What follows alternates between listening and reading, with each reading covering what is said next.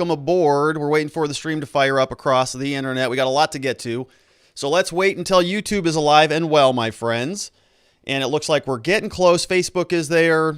Twitter is there. And now YouTube is there, so we can get started. Hello, my friends, and welcome back to yet another episode of Watching the Watchers Live. My name is Robert Gruler. I am a criminal defense attorney here at the R&R Law Group in the always beautiful and sunny Scottsdale, Arizona, where my team and I, over the course of many years, have represented thousands of good people facing criminal charges. And throughout our time in practice, we have seen a lot of problems with our justice system. I'm talking about misconduct involving the police. We have prosecutors behaving poorly. We have judges not particularly interested in a little thing called justice. And it all starts with the politicians, the people at the top, the ones who write the rules and pass the laws that they expect you and I to follow, but sometimes have a little bit of difficulty doing so themselves. And so that's why we started this show called Watching the Watchers, so that together with your help, we can shine that big, beautiful spotlight of accountability and transparency back down upon our very system with the hope of encouraging some meaningful change. And we're grateful that you are here and with us today. Got a lot to get into, kind of a busy weekend. We're going to start, as usual, by going through day 6 of the Chauvin Trial. A lot of fireworks this morning as it related to, I do that every time, a lot of fireworks as it related to the sort of conversation that's taking place about this settlement that took place late last week on Friday for $27 million for George Floyd and his family. Eric Nelson, the defense lawyer who is representing Derek Chauvin, made a motion to the court today, actually several motions, saying he's got a lot of issues with this. And so we're going to break down what that looks like. We have some clips from him speaking. We have the government response from Steve Schleicher. And then we have Judge Peter Cahill, who is giving us his take on how he's going to settle this. He is acknowledging that this is all problematic. Then we got to get to I want to talk a little bit about some of the medical motions. We've got some medical expert witnesses who are going to be testifying. Going to give you a quick overview on what that's looking like. Then we got 2 new jurors that we're going to get to, and they are interesting. We're going to explain who they are and what their backgrounds are so that we can flesh out the rest of this trial. We're going to get a lot of more substantive conversations tomorrow morning, specifically about what's called Rule 404B, prior bad acts. And so this trial is just barely getting warmed up. So we've got a lot we want to break down there. We also got to talk a little bit about some drama going on Twitter last week, and I think even the preceding week. Tucker Carlson made some statements about the military, in particular about women and how they serve in the armed services, and he got a lot of pushback today from some official military Twitter accounts, which is causing a lot of people to sort of raise their eyebrows, going, wait a minute, what is an official military government account doing coming down on a private journalist, citizen for his political perspective? So very curious. We're going to break that down, and we're going to actually look at a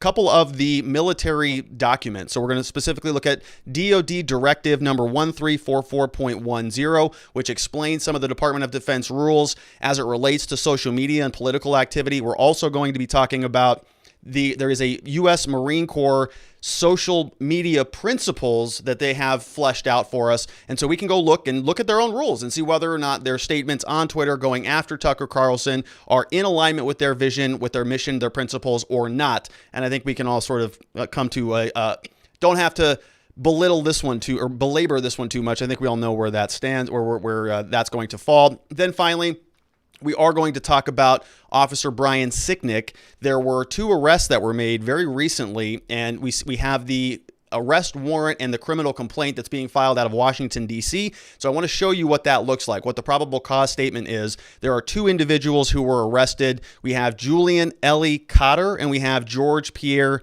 Tanios. These were 2 individuals identified as defendants who had some sort of interaction with Officer Brian Sicknick, of course, as we all know, as we've talked about a lot here on this channel, who died as a result, maybe as a result. We don't really know yet because we don't know what the autopsy or what the cause of death is, but we do know that there were 2 individuals who were arrested for being in proximity to him, for assaulting Officer Brian Sicknick. Whether that assault caused his death is a whole different issue, but they have been arrested. We're going to go through the document. There's photographs. They explain how they identify him, and so we're going to break into all of that. A lot to get to, so let's dive in. Before we jump into the material, I want to remind you that the way that this works, I'm going to go through some slides, and if you want to download a copy of the slides at the end of the broadcast, You can do that by joining our platform over at locals.com. So the address is watchingthewatchers.locals.com.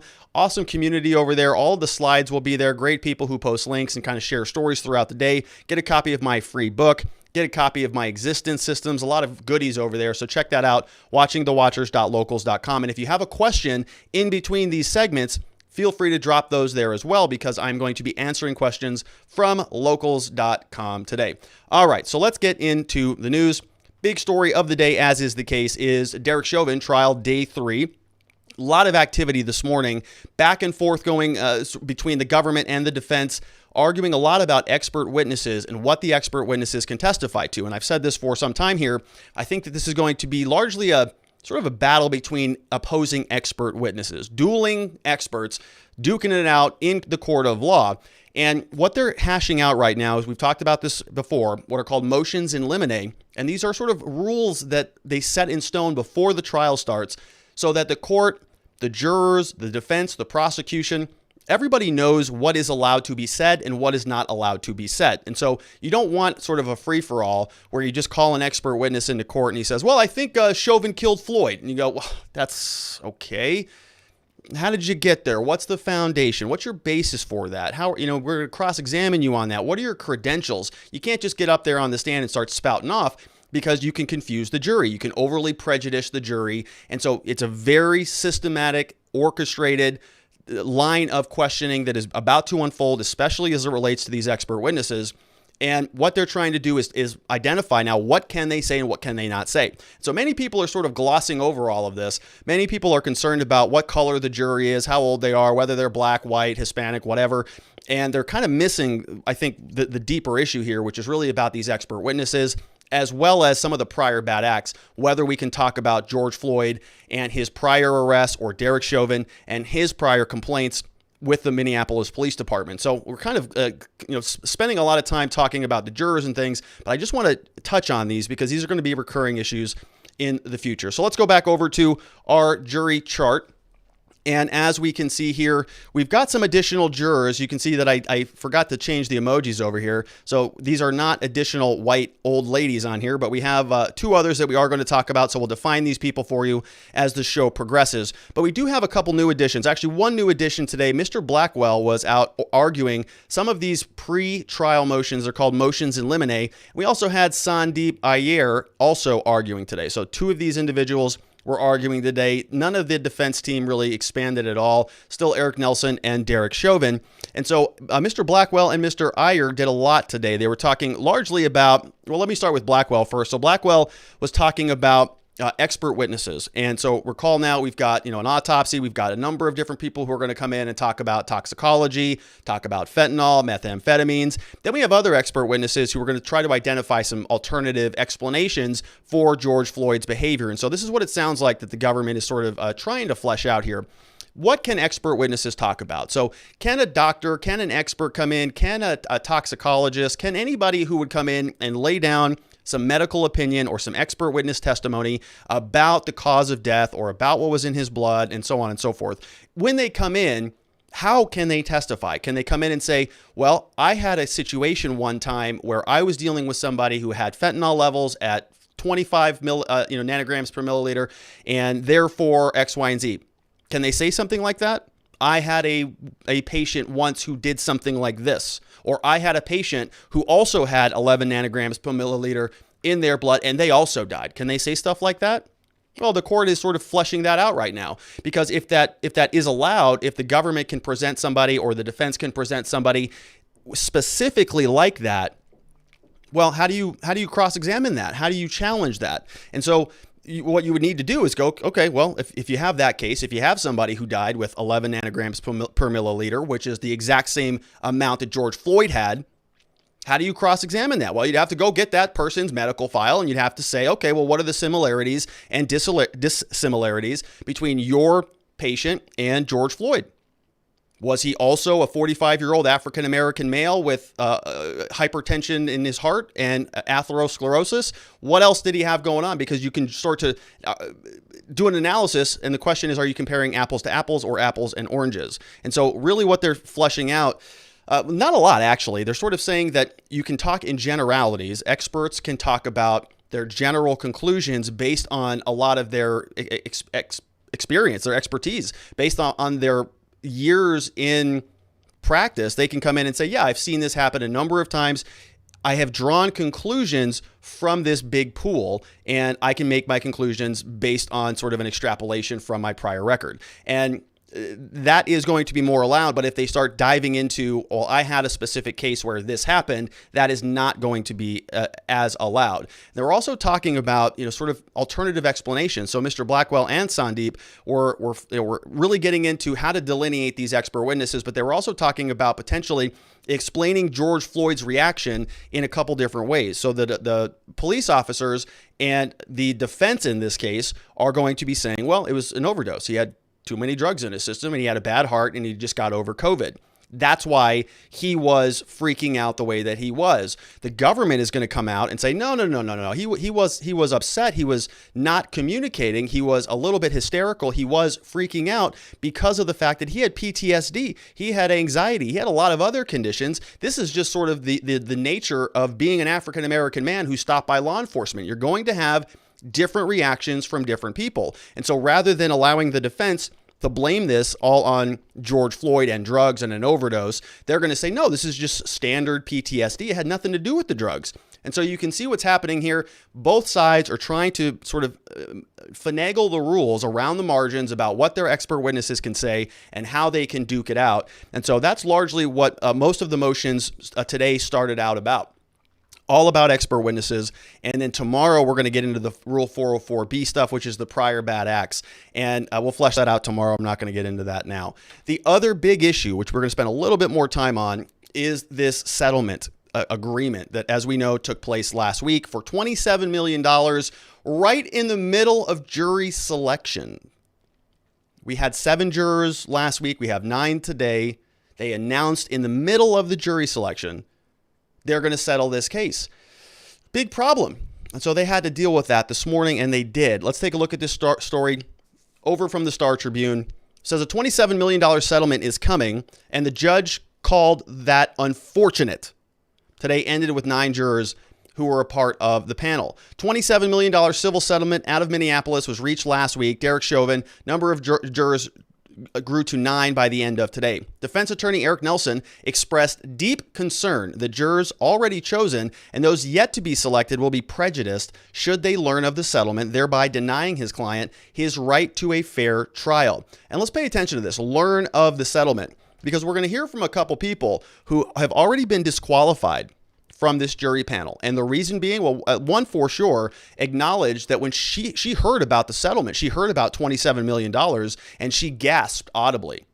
Okay, now this is a woman that we're going to see is ultimately disqualified. She learned of this when she has already been pre-selected to be a juror. Okay, so she had already gotten the jury questionnaire, already informed her, already filled it out, sent it back. She's there. She's there to be asked if questions for voir dire to see if she can be a part of the jury. So she had already gotten the warnings. This is a public case. Don't read the news. Don't get any information about this. The news is off limits when it comes to Derek Chauvin and George Floyd. But she knew about the settlement when she was questioned and asked about it today. So how? Well, how? Was she breaking the rules? Or is the news literally everywhere? It's on the front page of everything. Everything was blown up with $27 million. So the question then becomes not whether or not they knew about it, but whether or not they can just put it out of their mind. Just like the original video. Can a juror continue to be fair and impartial even though they watched the video, even though they saw $27 million settlement just get paid out or in the process of getting paid out? Can they still keep it together? And you can decide whether a human being is capable of that or not. Let's go back to the article. During Friday's proceedings, the city council signed off on the settlement. Before the prospective jurors were questioned, Nelson said, "I am gravely concerned with the news that broke on Friday related to the civil settlement. The fact that this came in the exact middle of jury selection is perplexing to me, Your Honor." He said the settlement timing was very suspicious, has the incredible propensity to taint the jury pool. Prosecutor Steve Schleicher argued for jury selection to continue uninterrupted, saying, "All I can say to the court is there are some things that are out of our control. We can't control all of this stuff." And so we're going to play all three clips. So we've got the defense lawyer, Eric Nelson, who is just communicating to the court, this is a problem, obviously. Then we have the prosecutor who comes in and says, well, I think we should keep going. Then we have the judge who is telling us what they are going to do about it.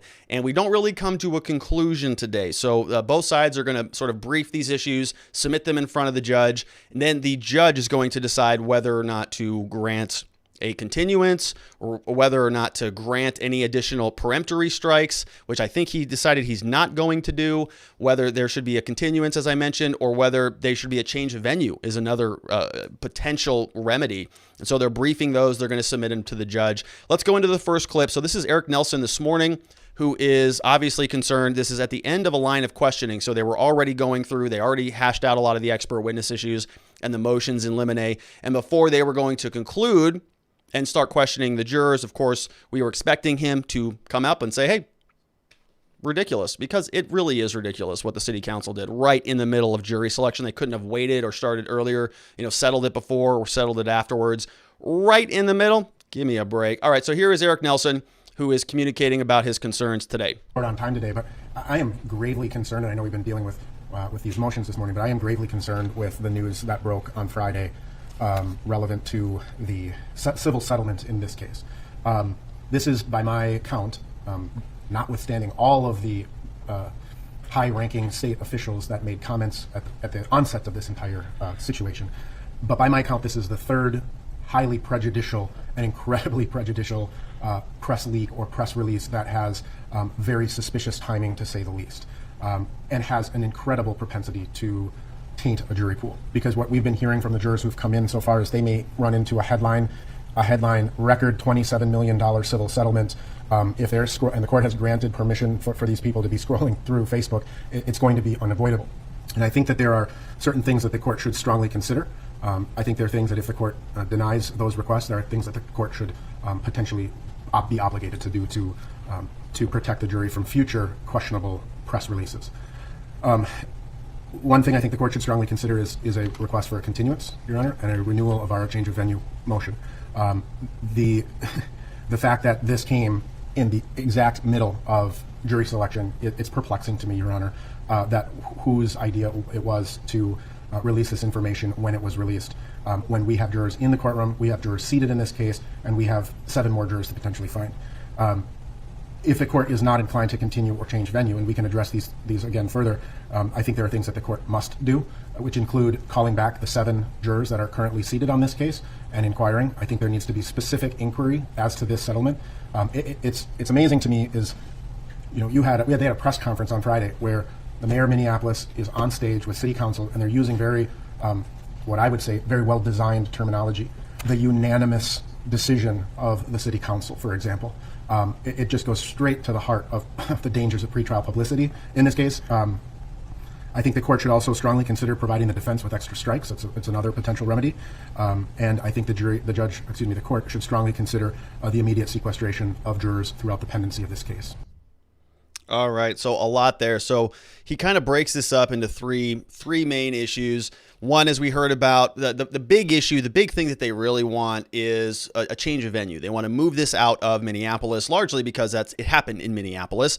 And you can imagine that the people who were living there are going to be more exposed to the news and to sort of the trauma, the real world impact of not only George Floyd's death and sort of the national mourning that took place after that happened, but also the aftermath of it, from the protests, the riots, the burning of, I think, the 3rd precinct out there in Minnesota happened. And people are dealing with the aftermath of this. And we've been hearing this even throughout voir dire when the jurors are being questioned. Many people are saying, and we have somebody who was disqualified today because of his fear, because of his concern. He said, if this goes one particular way, then my family might be in danger. My life might be in danger. And so there is a lot of fear and sort of concern about where this thing could potentially go. So change of venue is the number one goal. They want to move it out of there. Now you're going to hear from the prosecutor in the next clip, who comes back and says, well, it happened here, so we should have it here, and this is a national story, so if we move it to a different location, then they're still going to hear about it. So he's sort of doing an end run around that argument. But at this point in time, it's like we've seen just cascade after cascade of issues, and now we have a settlement right in the middle of jury selection, which just feels completely inappropriate. But that's question number one. Number two, then, if the judge is not willing to do that, if they're not going to grant a continuance and move the case out of this venue, he's asking for some other remedial measures. So he wants the jurors to be brought back in. So they're going to question them again, call them right back in. Hey, did you hear about the settlement? We already put you on the panel.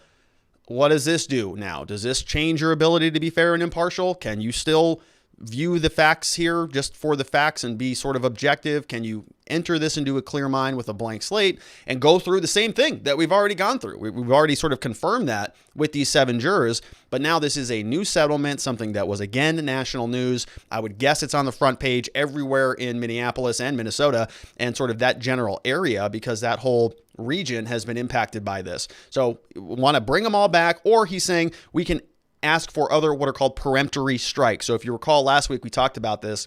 The defense gets to strike 15 people during the line of questioning as jury selection continues for no reason. Just pull them right out. The prosecution gets 9. This is 3 times the amount that they originally get in a regular criminal trial. Typically, it's 5 and 3. They multiplied that by 3. They both get 15 and 9 respectively. Defense 15, prosecution 9. So the defense is saying, well, maybe we should get some additional peremptory strikes. Since we got we have a jury panel that has already been tainted, and now because of this settlement, we have even more taint. It's been tainted even more. And so now we need more peremptory strikes to make sure that the jury really is fair and impartial as this thing continues. So that is sort of his synopsis. Let's go over to the prosecutor now. He raised this motion. The prosecutor, Steve Schleicher, is going to come up and respond to it. Let's see what his arguments are. Now, he goes on a little bit further, saying that this court has already sort of done some remedial measures. We don't really need to focus on that anymore. So I cut it off right after that when he's sort of reiterating stuff we already know. But he goes on for about, I think, 90 seconds here. So here is the prosecutor, one of the prosecutors, one of the many prosecutors, Steve Schleicher. With respect to the actual news of the $27 million settlement, all I can say to the court is there's some things that the state of Minnesota and this prosecution team can control, and there's some things that the state cannot and does not control. We can control the witnesses we call, we can control the evidence that we bring in, we can control the motions, but we cannot and do not control the civil aspect of the case. We cannot and do not control the Minneapolis City Council, and we certainly cannot and do not control the news cycle. The media reports on what they report on things that they find of a public interest, and apparently they've done so here. I would also urge the court, just like everything else, take a step back, look at the actual effect. And through the process of jury selection, what we've seen here, Your Honor, is that while individual jurors have been exposed to media in the case, and they certainly have, the jurors that we've seated have expressed that they can set anything that they've learned outside of the courtroom aside and judge the case based on the evidence. And there's no reason to believe that our future prospective jurors, who we're going to be questioning later today, won't be in the exact same position. There have been some stories that have come out that haven't even been mentioned in our voir dire thus far. And so whether or not a juror learns of a civil settlement in this particular matter, it really is a subject for individual questioning and individual review. You know, in terms of the sort of inference that this was somehow coordinated by the state of Minnesota, it wasn't. I don't know even how it could be if we wanted it to be. And as far as the language that was used by those people who were speaking, I certainly didn't see what comments they were going to make before they made them. It seems to me if they reported a unanimous decision of the city council, it was because all of the city council members agreed with that decision. And so I think that we need to reflect on that a little bit and also just continue with the voir dire as it's been. As the court noted, we had a prior exchange in chambers. The court has... You would agree it's unfortunate, wouldn't you? That it's unfortunate? That we have this reported all over the media when we're in the midst of jury selection as far as... Yeah, it's certainly not my preference, Your Honor. I don't even know which way that cuts. If that cuts for us, if that cuts against us. You know, some jurors... The problem is it cuts. What's that? The problem is it cuts. Yeah. That's the concern, and I think the defense has a legitimate concern. I think the state even has a concern. Absolutely. We are... It would be our strong preference that we'd be trying this case in a vacuum with no pretrial publicity. It certainly would. It would make things a lot less complicated. But that's just not where we are, right? I mean, this is the case that we have. All right, so let's break that down. Good points. I mean, good argument. I think he's doing what he can here. I mean, I think it's pretty obvious that this thing is completely prejudicial just because of the magnitude and the scope of the news reporting. Everybody has heard about this case. Most people have seen the video. I have not heard a single juror who came up there who said, I didn't know about who? What? Derek, what? George, who? No, I have no idea what you're talking about. Never heard of it. Every single person has heard about it. And I'm going to guess that even the jurors who've been impaneled, who have been told, get off the news, stop looking at this stuff, I'm going to guess that they have also heard about this new settlement agreement. But the prosecutor comes out and just says, well, look, we can't control stuff. We can't control city council. We can't control what they do. We can't control the news cycle. And we're doing the best we can. What we have been doing thus far is taking it on a case-by-case basis. We're just going through, we're asking every single juror, have you heard about this? And even if they have heard about it, that's not disqualifying because everybody's heard about it. The real question is, can they continue to be fair and impartial? And he's saying, well, we can just go through the same thing we've already been doing.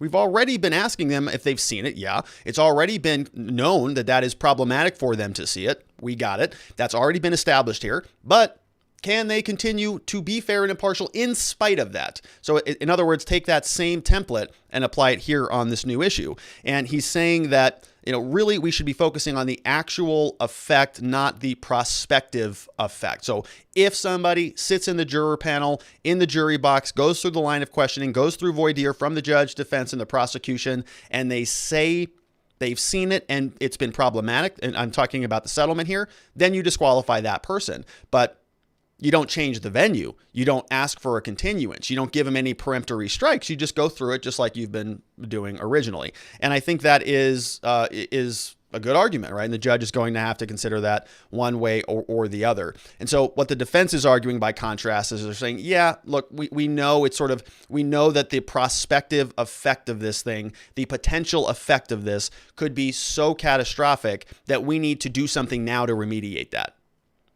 We can just tell you that it's so prejudicial that going through it is just pointless because any single juror who has heard about not only the video, not only the knee on the neck video, but also the follow-up aftermath of the $27 million unanimous settlement, it's beyond repair. It's irreparable. There's nothing we can do to mitigate this or to fix this. So they're asking for a change of venue. Sort of 1, 2, 3 just keeps coming and coming and coming. And so the prosecution says, well, nothing we control. It's got to keep going ahead. It's full steam ahead, he says. Judge comes in and says, well, it cuts both ways. He says, well, we don't even know which way it cuts. The prosecutor says that. We don't know what way this cuts. So I think maybe he's sort of extrapolating, which I think is a weaker of an argument.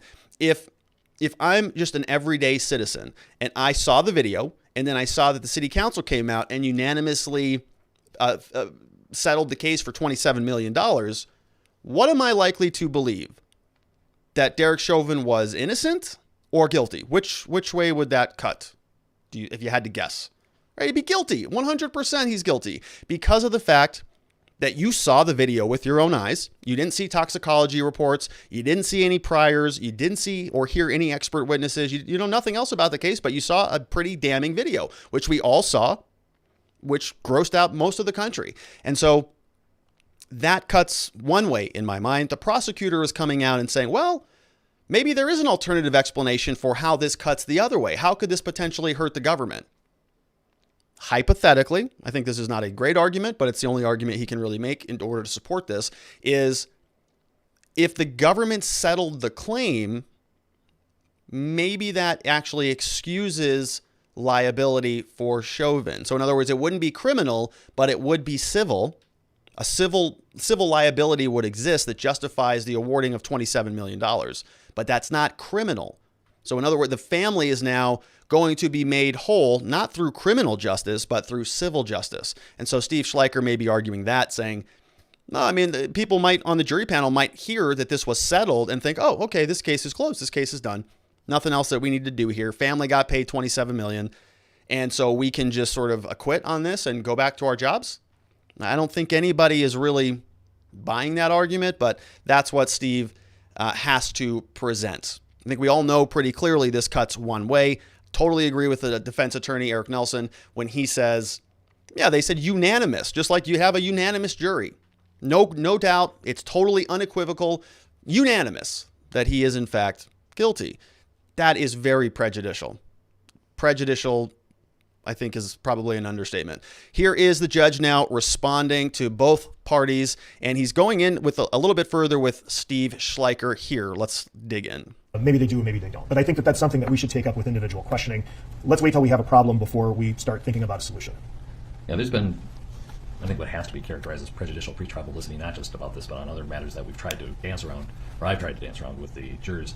And I'll do the same, and I might even be a little more specific and talk about, or have you read anything about any pending civil litigation? And so I don't think it's appropriate for extra strikes, because if they have read something that makes it that they cannot put that aside, I think it's more a matter of more likely a challenge for cause. So I'm actually going to deny the motion for extra strikes. I'm going to grant the motion that at some point, probably after we are finished selecting, that we call back the 7 to see if there's been any, that if they've read anything and if it changes their minds about whether they can be fair and impartial. I think the defense is entitled to that, and I wish people would, city officials would stop talking about this case so much. But at the same time, I don't find any evil intent that they're trying to tamper with this criminal case. I think it's just the civil litigation was going on, and I'm guessing that both sides said, one side said, well, the result of the criminal case could go one of two ways. For one, it would probably raise the amount that has to be paid, and the other result, that it would lower the amount that would be paid. And so I think they all kind of, the timing is not related, I don't think, to this case. I think it's related to just their calculation about exposure, liability, and that. So I don't, it's unfortunate, and I wish they hadn't done it, but I don't sense any evil intent on the timing. Your Honor, I would just note in the Nora case, within 24 hours of the verdict is when the civil settlement was announced, and unless those parties within 12 to 24 hours suddenly reached a complicated decision, we've got a mayor who's a lawyer by trade. He should know better, Your Honor. And obviously, Mr. Ellison's son is a city council member. And I'm not accusing Mr. Ellison of anything. I just want to make that very clear. But it is, it is profoundly disturbing to the defense, because ultimately the goal of this system is to provide a fair trial, and this is not fair. Like I say, I think it is unfortunate. We're going to continue to proceed for now. I am taking your motion for continuance of the trial date under advisement, however. Your Honor, if I may just Sure. please respond to the inference, and I know counsel is stating that he's not accusing the Attorney General of anything, and for good reason, because there's nothing to accuse him of. His son's on the City Council. They're not coordinating anything in this regard. The mayor is a lawyer. The mayor has a job to do. Certainly doesn't take direction from me. I don't think I've ever met him. These are just things that happen independently of what we're doing here. I think if we let them focus on their job, I don't know what happened in the Nora case with the civil settlement, wasn't involved in it, but if we let them focus on their job, we'll focus on ours of giving the defendant a fair trial and proceeding with jury selection. This is probably going to proceed just fine. The change of venue, I would also just make a record there. It wouldn't be appropriate to change venue on this basis on something that's national news. It wasn't particularized to the city of Minneapolis. Thank you. All right. So much to unpack there. So they moved on after that. Judge basically said, we're going to take your motion to continue the trial under advisement, which means that he's going to consider it. He's going to take the night, may take a couple days, may finish with voir dire. Who knows what's going to happen? He may just have an answer first thing tomorrow morning about what to do on this issue, whether they're going to grant a continuance, whether they're going to consider a change of venue, or he already ruled against more strikes. So I think the peremptory strikes thing is done, but alternatives might reveal themselves tomorrow morning. But there's more we can dig into here. So a couple quick points. The defense attorney, Eric Nelson, said, well, the timing of this thing was very suspect. Right in the middle of the jury verdict, or the jury selection, voir dire. Pretty important.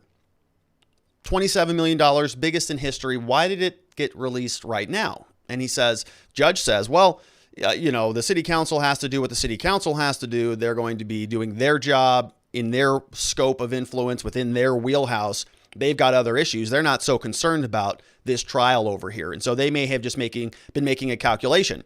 If Derek Chauvin's acquitted, well, that's a whole nother can of worms. But if he's convicted, well, then maybe they would have to settle for $37 million or $47 million or whatever it is. Or maybe at a jury verdict, if they didn't settle and they move forward with their civil litigation, whether it would go to a jury and it would settle for $127 million. You don't know. So the city council is making their own determination, and the judge has kind of given them some rope to go do that. All right, you guys go do what city council needs to do. We're going to handle the criminal stuff, which is very nice that he's giving them that benefit of the doubt. But you got to understand, these people are the city council, the same city council that defunded the police and then refunded the police. They've been dealing with the unrest and the riots and the property damage and on and on and on. So you'd have to just ask yourself, well, if you're city council, wouldn't you think about those things? Wouldn't you think pretty hard and clear about what was going on in the criminal trial? Because your city is kind of dependent on that to some extent. Okay, the aftermath of what your city looks like is largely dependent upon the outcome of this trial. I think that everybody is sort of bracing for that. The government is as well, right? It's not me speculating. The government has barricades, barbed wire, concrete barriers all over the place. So they are also preparing for the unrest. City council probably should have been thinking about that. City council also should have been thinking about how this decision might impact the moving forward of this trial, whether it's going to derail it by causing the judge to grant a continuance, causing a change of venue, or resulting in a mistrial at some point, or an appeal down the road that is overturned. Chauvin is acquitted, then appealed, and it's overturned because the city council were acting like morons and passing very substantive settlement agreements right in the middle of voir dire. So kind of asinine that they would do that. Judge gives them the benefit of the doubt. Eric Nelson says, no, because in a prior case on Noir, they settled it the day they got the jury verdict. So they had been negotiating. Case goes through trial, verdict, boom, settled the same day that there was a verdict, which sounds right? It's kind of operating in parallel. Criminal cases moving forward, civil cases moving forward, resolve them at the same time. But they didn't do that here. Well, why not? Eric Nelson goes on to say, well, Keith Ellison over here, the attorney general, his son's on the city council, and not to mention the mayor happens to be a lawyer. So you'd have to think that between those two knuckleheads, they'd figure this out. Hey, not a good idea to settle a case right in the middle of a criminal trial. And so the prosecutor comes back out and has to get in there and defend Keith Ellison, the attorney general. And so this is all going to get sorted out. Probably, maybe, we'll see. Don't know that we're going to get any finality on it. In other words, the judge is going to issue a ruling, probably to keep the train on the tracks. And down the line, if Derek Chauvin is acquitted, or if he's not acquitted, you might see some appealable issues that are being laid out right now. So, all right. So a lot of activity this morning. I know we got to talk about the jury still. For some reason, my emojis are off. This is supposed to be an old lady. I don't know what happened here. Supposed to look like this woman over here, because we have a new African-American man, number 8. We're going to learn more about him. And we have an older white woman over here, number 9. Going to learn more about her as well. Let's start with number 8 first. We have the 8th juror who is seated is a black man. He's in his 30s, said that he has been seen said he has seen the widely viewed bystanders video of Floyd's arrest, and said in court that, quote, I don't think Chauvin had any intention of harming anybody, but somebody did die. Somebody could have still intervened and stop it. Right?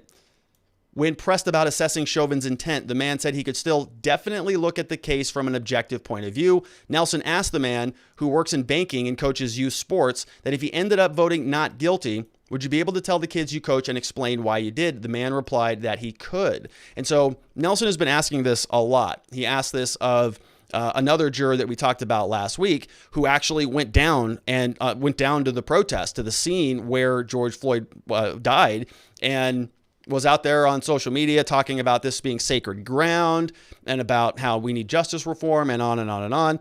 And then Eric Nelson says, okay, well, so could you get back on your Facebook and say, hey, I sat on the jury and I voted to acquit this man? Could he post that after he had been so one-sided, sort of in the opposite direction? And the man goes like,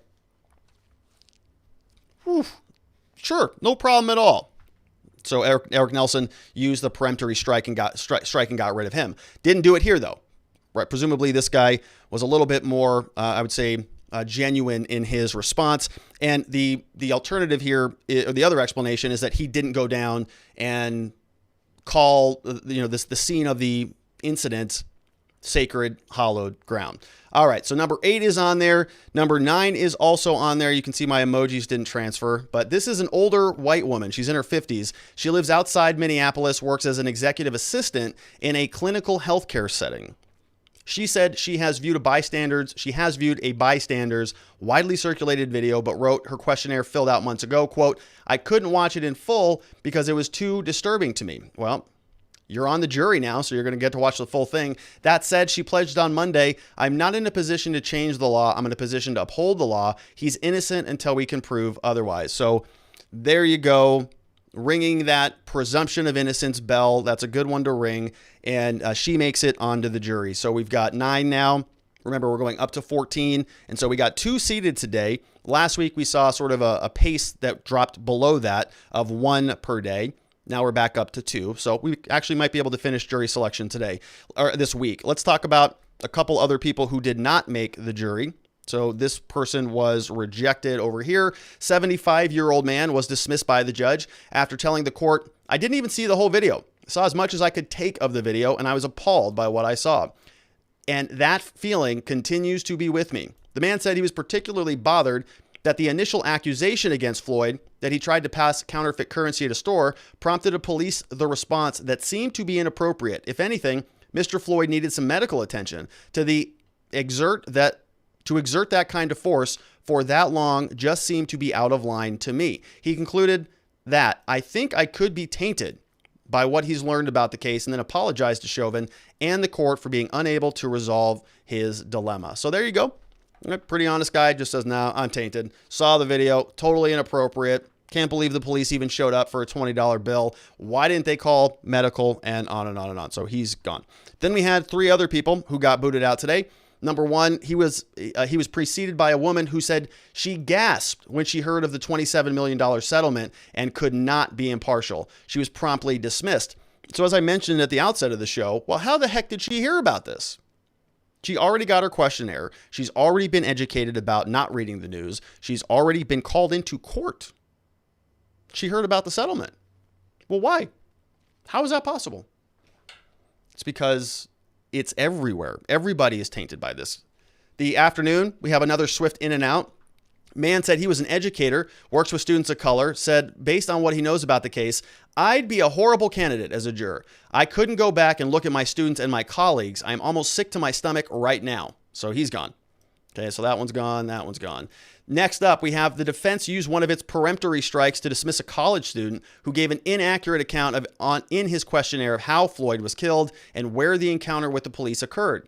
When the defense asked about his opinions about the justice system and race, he often referred to his fellow students and their political leanings, such as when he said he somewhat agrees that black people are treated unjustly by law enforcement and the courts. Quote, most of it is formed by my surroundings on a campus. My demographic has tended to be very liberal. It is not a belief that I have fostered myself. So 3 more kind of come, 3 more kind of go.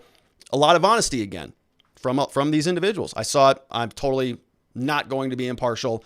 I got to get out of here, and they throw him out. Then we also have over here, this morning's final juror was swiftly dismissed by the judge after hearing him say the television in his workplace break room is on constantly, exposing him to updates on the case. So that guy can't be a part of it, because if he goes to the office, goes to his work, goes to his break room, of course, it's going to be all Floyd, all Chauvin for the next 6 weeks. Then Judge Cahill dismissed the day's final jury candidate after hearing from him that concerns about safety and what the reaction there might be to one verdict or the other. Quote, he says, and this is the fear, if the outcome would go a certain way and the general public did not like that, that would cause a definite concern for my family, he said. And so everybody on that panel is going to be experiencing that. Here is the demographic overview. So the emojis are off again. My apologies on this. But we've got, this is what it looks like. We got 8 and 9 added today. We've got a black male in his 30s, banking executive, coaches youth sports. And he said in his statement that he does not believe that Chauvin had the intent to kill him, but that somebody did in fact die. Then we have a white female in her 50s who is an executive assistant, healthcare space, and she mentioned in her testimony the presumption of evidence. And so as we recall, we've got 9 who were seated. We got 10 and 11. Maybe we'll go Tuesday, tomorrow, then maybe Wednesday, 12 and 13, then maybe Thursday, Friday, 14. So we might be able to get through it this week, which would be pretty good, because the trial doesn't even start until March 29th, if I have that date correctly. All right, so let's jump into a couple questions over from our locals.com platform at watchingthewatchers.locals.com. Go on over there if you want to ask a question. First one in today is from Liberty or Death. Says, I agree with Nelson. There should be a change of venue. However, I think it may not at this point. It may be not at this point because of outside a mountain village off the grid. Just about everyone has heard about this case. How lopsided is this? Do you think the government has enough prosecutors? Is Nelson being paid out of pocket? You know, good question. I know they have so many prosecutors who are joining on that team. And what they're doing is they're handing it off for every single issue. It's kind of ridiculous. It's kind of crazy, actually. It makes me that much more impressed with Eric Nelson, who is handling the entire case. This morning, what happened is Mr. Blackwell came on, and he was only talking about one expert witness. And then it wasn't even Steve Schleicher. It was Sandeep Iyer who came in, and he was talking about another expert witness. So basically what the government is doing here is they're divvying up their case file. Let's say you have a big file. You've got a bunch of tabs in there. Okay, we got expert witness John, expert witness Lisa, expert witness James, expert witness Henry. Okay. So you just take each one of those names and you just give it to a different prosecutor and say, okay, you're going to argue about this guy. You're going to argue about this guy. You're going to argue about that guy. And this morning when they were going through them, they would just transfer from one to the other. And so Eric Nelson, it's just him over there with his assistant. He just walks right up and says, all right, well, I'll go against you now. I'll go against you now. All right, I'll go against you now. All right, Steve, come on back up. And he's just ready to go on the whole case. Now, I don't know what his agreement is or who has hired him. But yeah, little bit lopsided. The government is bringing in all these people from private firms, from Yale, Harvard, whatever, just to come in here. Eric Nelson's over there just fielding everything that comes his way. So we'll see what the judge does on the venue issue as well. Good to see you there. Liberty or death. Next up, we got Just XUXA says, can they bus in the other jurors from various cities of the state? It's a good question. I don't know how they do things there. That's kind of a procedural question for Minnesota. I'm not sure about the specifics of that or what a change of venue would look like or how they would orchestrate that there. Good question. We have Liberty or Death says, I do feel they settled when they did on a purpose to hurt the defense.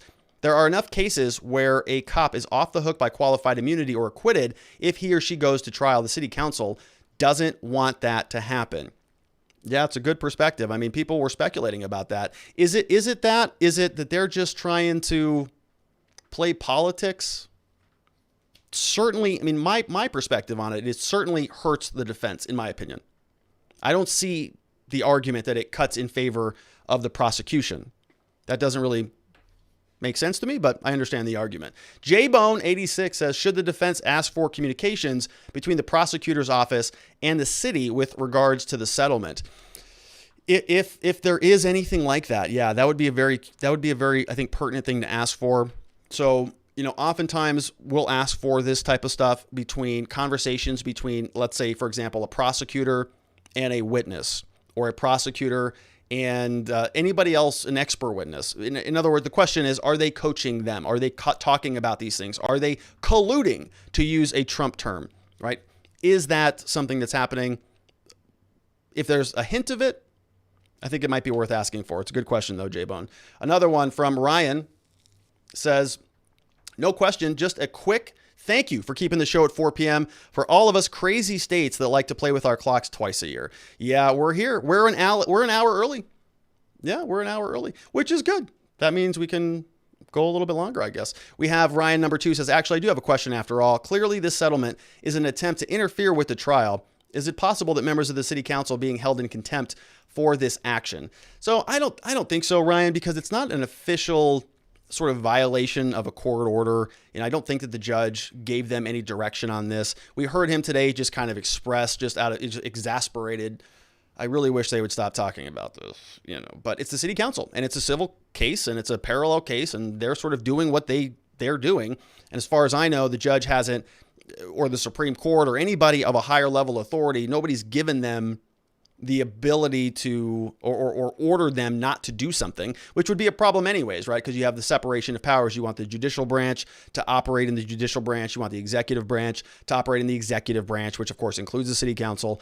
And so that's the legislative branch. I'm sorry, mixed up my branches, but the legislative branch is operating itself the way that it thinks it should. The mayor's getting involved. That's the executive branch. And so the judge is not really, going to step over on their toes, but it doesn't make it inappropriate. I think it's certainly inappropriate. Next up, we got NY Renal MD in the house. Says, I'm still stuck on the difference between murder and manslaughter. Did I hear correctly that the defendant wanted to plead to manslaughter? This whole case seems to have destroyed that city's future. It's a mess over there. I know there's a couple people on the show who live over there, and I'm hopeful that it turns out to not be a mess, but this is a mess. And the city council over there, I don't think knows what the hell they're doing, quite frankly. They defund the police, refund the police, then they deal with this thing right in the middle of the trial. It's a mess. So I hope it doesn't continue down that road. But what is the difference between murder and manslaughter? Well, there's 2 charges of murder, the second degree and the third degree. Then there's manslaughter. And I'd have to pull up the statutes, but it's sort of it's a different in intent, and it's a difference in basically negligence versus, I would say, depraved heart. Okay, one is sort of just kind of regular culpable negligence. The other one is depraved heart. One is more heinous. One is more negligent. That's kind of the big difference there. And we've gone through the statutes in depth in prior shows. Jeremy Matrita says, according to a Washington Post article on Friday, quote, this historic agreement, the largest pretrial settlement in a police civil rights wrongful death case in U.S. history, makes a statement that George Floyd deserved better than what we witnessed on May 25, 2020, said Ben Crump at a news conference with members of Floyd's family and city officials. So how does that bias you one way or the other? I mean, if a city council is willing to pay $27 million, it would make you think that it's kind of an obvious thing. Who pays $27 million for anything? Unless it's like obvious. It doesn't bode well for Chauvin. We have Jack Alaya in the house says, when the prosecution calls out, we need to reflect on that a little bit, meaning the unanimous decision of the council. How is that not promulgating a slant for an outcome of a conviction? Did he say that? Did he say that? I'd have to listen to that again. Did he say we need to reflect on that a little bit because they were like unanimous, meaning we should also be unanimous about this? I don't think that he said that. If he said that, that's totally inappropriate. But I think he was making the point that the city council is free to make decisions however they want. And if they want to call it unanimous, then that's their prerogative. But if he said we need to reflect on that a little bit in court, did he say that? I'm going to have to listen to that again, Jack Alaya. Woo. All right. We got Nadar Blasier says there are the same people. These are the same people, local government, who only released a specific portion of the body cam footage and tried to prevent the full recording of Mr. Floyd's arrest from ever reaching our eyes. It was the defense lawyers who got it released, correct? I don't remember. I don't remember either. So I'm not sure that I can pinpoint it that well to see if there's any actual sort of negligence in this or if there's any malevolence, let's say. I think that the way that it worked is just kind of how you would expect. We saw what happened because a bystander was recording and uploaded it. Then it went viral. Everybody saw that one first. Then there would be some period of time, just naturally, before the police would be able to gather up the body cameras and then process them and then release them to the public. So if the body cams came first, obviously, which they did, right, that was immediately uploaded and we all were able to get that. So if that came first and then the body cam came second, I think that's probably just kind of the natural evolution of how these things go. We have Ma Fox says, difference seems to be third-degree murder is reckless disregard and manslaughter is negligent. Yeah, so it's sort of the one is more indifferent to human life. The other is more did something negligent, did something wrong, did something stupid, didn't intend to cause the death, but it caused the death. Depraved heart, sort of reckless disregard is I am doing something so reckless that I know or I should have known that it would cause another human's death. So it's sort of a higher level. You can call it like negligent on steroids if you want, something like that. But we went through the specific language of the three different charges in the original defense video. All right, last question on Chauvin. Liberty or Death says, I watched the hearing for the most part, and at the beginning, the judge to the jury that Chauvin was charged with second-degree murder. Was there a change? I was waiting to hear third degree, but he never said it. I could have missed it, I suppose. So, yeah, he's got three now. He's got second degree, third degree, and manslaughter, if I am not mistaken. That's kind of off the top of my head, but I think we covered.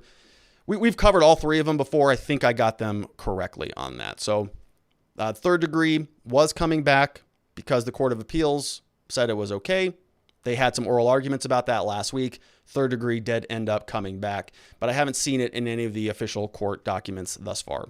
All right, so that's it for Derek Chauvin. We're going to be back tomorrow with another day of trial. So stick around, hit the subscribe button, join us on Locals if you want to follow along there as well. All right, so we'll change gears now. We've got to talk about Tucker Carlson. All right. Over the weekend on Twitter, there was a lot of backlash, a lot of back and forth between Tucker Carlson and the Marine Corps, kind of a new category of Marines on Twitter, kind of the woke Marines. Very interesting to see this.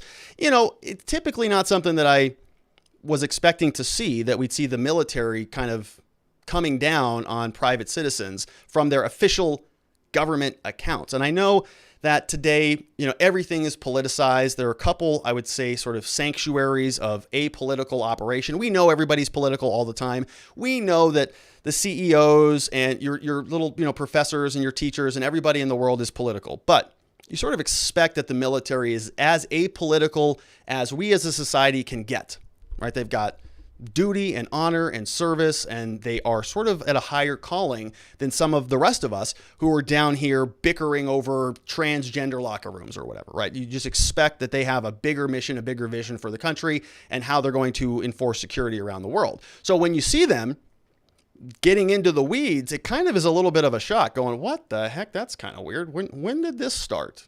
Did it start in January, like January 20th, or what's the deal? Because it's not even March 20th, and we're already seeing a major shift. This story comes over from Breitbart.com. Says backlash after an official Marine Corps Twitter account blasts Tucker Carlson. On Tuesday evening, Carlson noted how in January, the Chinese Ministry of Education released a proposal to cultivate students' masculinity amid Chinese military buildup, then played a March 8th clip of President Joe Biden introducing two female generals two female generals he approved for promotion, while noting how much the military is working to accommodate women, including providing specially designed body armor for females, flight suits for pregnant women, and updating hairstyle requirements. All right, so there you go. Carlson says, you've got new hairstyles, maternity flight suits, pregnant women are going to fight our wars. He says it's a mockery of the U.S. military. While China's military becomes more masculine as it's assembled the world's largest navy, our military needs to become, as Joe Biden says, more feminine. Whatever feminine means anymore, since men and women no longer exist. Following the segment, progressives serving in the military expressed outrage on Twitter, with some calling for Fox News to no longer be broadcast in military installations, and others calling on military leaders to weigh in. And so, this wasn't a story that I was even following. I'm like, all right, I didn't serve in the military. Flight suits, maternity, all right, whatever. Here's Tucker Carlson going through a little bit of his monologue, and then we'll get into this. American military's response. Here's what Joe Biden said. Some of it's relatively straightforward work, where we're making good progress designing body armor that fits women properly, tailoring combat uniforms for women, creating maternity flight suits, and updating requirements for their hairstyles. And some of it is going to take an intensity of purpose and mission to really change the culture and habits that cause women to leave the military. So we've got new hairstyles and maternity flight suits. Pregnant women are going to fight our wars. It's a mockery of the U.S. military. While China's military becomes more masculine as it's assembled the world's largest navy, our military needs to become, as Joe Biden says, more feminine, whatever feminine means anymore, since men and women no longer exist. The bottom line is it's out of control, and the Pentagon's going along with this. Again, this is a mockery of the U.S. military and its core mission, which is winning wars. All right, so, it's one perspective. I think you can have a reasonable disagreement about that. And I think really what this has come down to is sort of the distinction between combat and between serving the military in other ways. And, Tucker was sort of saying that maybe if we're talking about combat, if we're talking about, people going in, fighter pilots and flying, maybe we don't need to focus so much on maternity flight suits. But there could theoretically be other maternity flight suits. I mean, I've never been pregnant, don't intend to ever be pregnant, but it's 2021, who knows? So it's one of these things where if you are a pregnant woman, can you fly a big transport jet? Maybe, probably, I don't know, right? So you can have a reasonable disagreement about this. I think Tucker's point is, I've seen a lot of other headlines out there as well about the Chinese literally playing around with genetic modification and experimentation to create super soldiers, essentially. And then over here, we're talking about other issues. Let's just put it that way. So Tucker Carlson last week gives this, then he just gets a dog pile on him over the weekend. The one that originally caught my eye was this. So somebody posted this on Twitter. Actually, not somebody. The U.S. Marine Corps, their IIMEF information group So whatever that stands for, you can see this is an official account. This is what I pulled from the article because they deleted this tweet, actually. It says, what it looks like today in today's armed forces. Get right before you get left comes from Boomer. Here's a screenshot of this. So this is from the MEF information group from the U.S. Marine Corps. And this is their official account. You can see it's a blue check mark. And this is what they posted. What it looks like in today's armed forces at Tucker Carlson. So specifically calling him by name. Then they says, get right before you get left, Boomer. So it's a pejorative, right? And boomer is an insult these days. I think it's used as an insult. It basically means that you're old and out of touch and you don't get it and you're not woke and whatever. So they actually call him a name on Twitter and they hashtag him Fox News, U.S. Marine Corps women, currently serving women. We are Marines, hashtag Fox News. Get right before you get left, Boomer. In other words, like we're going to leave you behind, I guess. So we're just going to drop you off maybe in the back down here somewhere on the row. And then this woman's carrying, an ammo box and somebody else walking down the street, what it looks like in today's armed forces. And it wasn't just this one image. Then they're doubling down on this. Somebody over here on Twitter said, hey, how about please focus on China and not Tucker Carlson? And they say, well, come back when you've served and been pregnant. Okay. So then somebody else says, well, I served, now focus on China. And then they said, well, we will focus on our competition together with men and women. So you've got some, basically high school girls who are running this Twitter account who are just duking it out with civilians over, I don't know, women's rights, women in the military or something like that this is what it looks like now. And if you don't think that it looks like this, then you are a boomer. Okay, so that's an official governmental account. And it just goes on from here. And there's actually several other high-ranking military people who are all joining in on this dogpile. I do want to call out, though, that they did apologize, or kind of. So here, after they said, get pregnant, come back when you've been pregnant. So apparently, I don't know. Apparently now, if you've served and not been pregnant, which is, I guess, most of the men in the Marines, maybe not all of them now, but most of the men have not been pregnant before. And apparently they are sort of in a different classification. Come back when you've served and been pregnant. Well, half of them haven't been pregnant. Probably, I don't know, 80, 90%. I don't know what the demographics are in terms of gender there, but all right. If that's the military, okay. So they did kind of walk this back just a little bit. So somebody responded to the comeback pregnant, says, I have. And Tucker's point was that the priority should always be mission first, and the current administration is telegraphing a very different set of priorities. At no point did he say that pregnant women shouldn't serve or couldn't serve honorably. And then, of course, the Marines respond, we are human. And that tweet was intended to support our female warfighters. We can do better, and we will collectively take a knee, whatever that means, review our procedures, and get back in the fight. Our focus is to train, fight, and win. And also whine on Twitter, I guess, is also a part of it. Because it wasn't just this one account. Here's another person. This guy's name, I don't know what it is, but here's the Twitter account. This he posted over from the U.S. Spacecom CSEL, the U.S. Space Command Senior Enlisted Leader. Drama TV, he says, my response to Mr. Carlson's comments on women in the armed forces. And so, look, this is Sergeant Stalker, it looks like, from the U.S. Marines. And he is in full fatigues. He's in his military outfit, presumably in his office, probably a government building. He's got 3 different flags back there, number of accommodations on the wall. And so he's getting into this fray. Now, I think he actually posted this before the other one. I couldn't tell. It was just sort of a free-for-all bloodbath on Twitter with a lot of these military personnel coming out there and trying to dunk on Tucker. And a lot of people were very upset about it. So let's listen in on this fella. See how this works. And so let's notice this. He calls it drama TV. It's really funny. This is drama TV, and the Marine Corps doesn't do drama. And so I'm just going to go ahead and make a video directly interjecting myself into the drama to tell you that we do not get involved in drama. Here is this guy. Drama TV. Ladies and gentlemen, that's what I call it. I'll apologize up front and tell you that I don't have cable news at home. I don't have it here in the office, and I don't watch a lot of drama TV. I understand some comments were made yesterday, and I watched the clip that Mr. Carlson produced as he referred to pregnant women in the military. I'll remind everyone that his opinion, which he has a right to, is based off of actually 0 days of service in the armed forces. Let me offer you my opinion. My opinion is based off of 28 years of actual service in the military, 28 years in the Marine Corps, in combat operations out at sea and in garrison. And so he was talking specifically about pregnant women in the armed forces today and how it makes us less lethal and less fit and less ready. Let me tell you where he's wrong.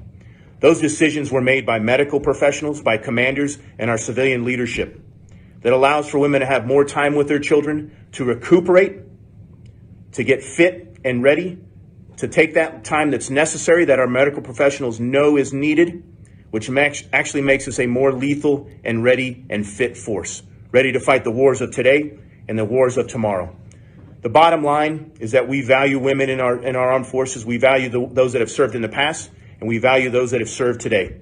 We value our families in the military.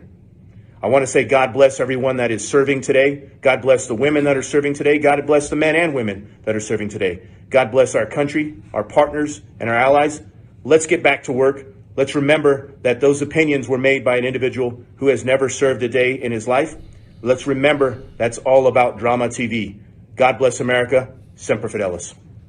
What a ridiculous video. So this is a drama TV, and I'm going to go ahead and interject myself into the drama. First of all, I don't think that Tucker Carlson ever said anything that I heard in that clip that said that women shouldn't be in the military. I think he was just talking about where some of the priorities were. The Chinese are talking about masculinity. They're talking about using genetically modified super soldiers. They're building the biggest Navy. They are challenging Hong Kong. They're challenging the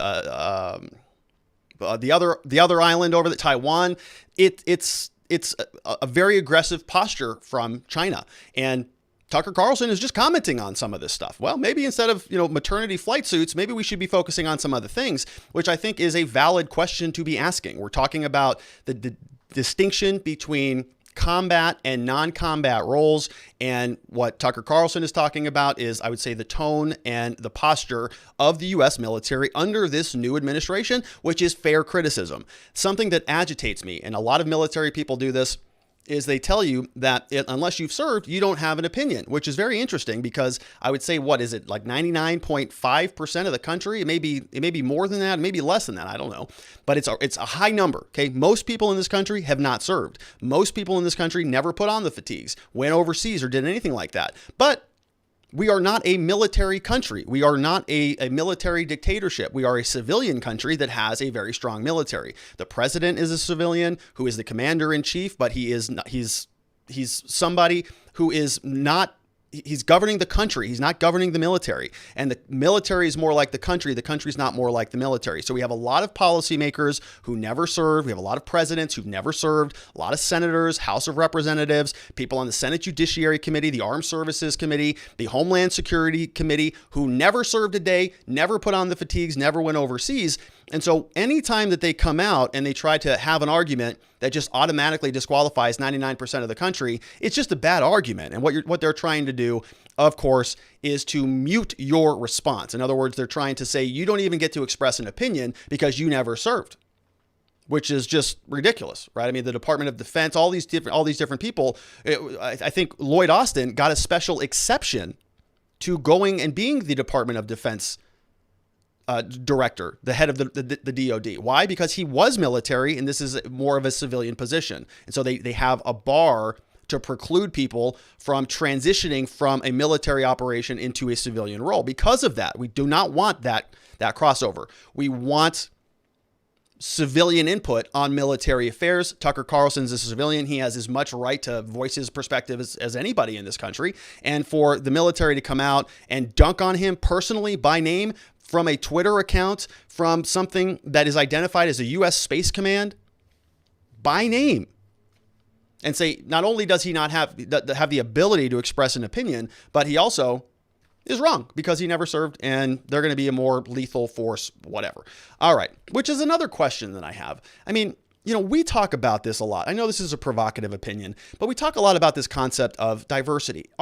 Is diversity always the end all be all? Is it the solution to everything in this country? We need more diversity. Or are there situations when maybe you don't need more diversity? In fact, you need homogenous workforces or homogenous demographics or homogenous characteristics in order to reach an end goal. I mean, you can think about this in sports. Why are sports teams largely homogenous. It's a big group, let's say a football team, big group of guys, huge, all over, 300 pounds or whatever, huge demographics, big bodies, moving quickly, move fast.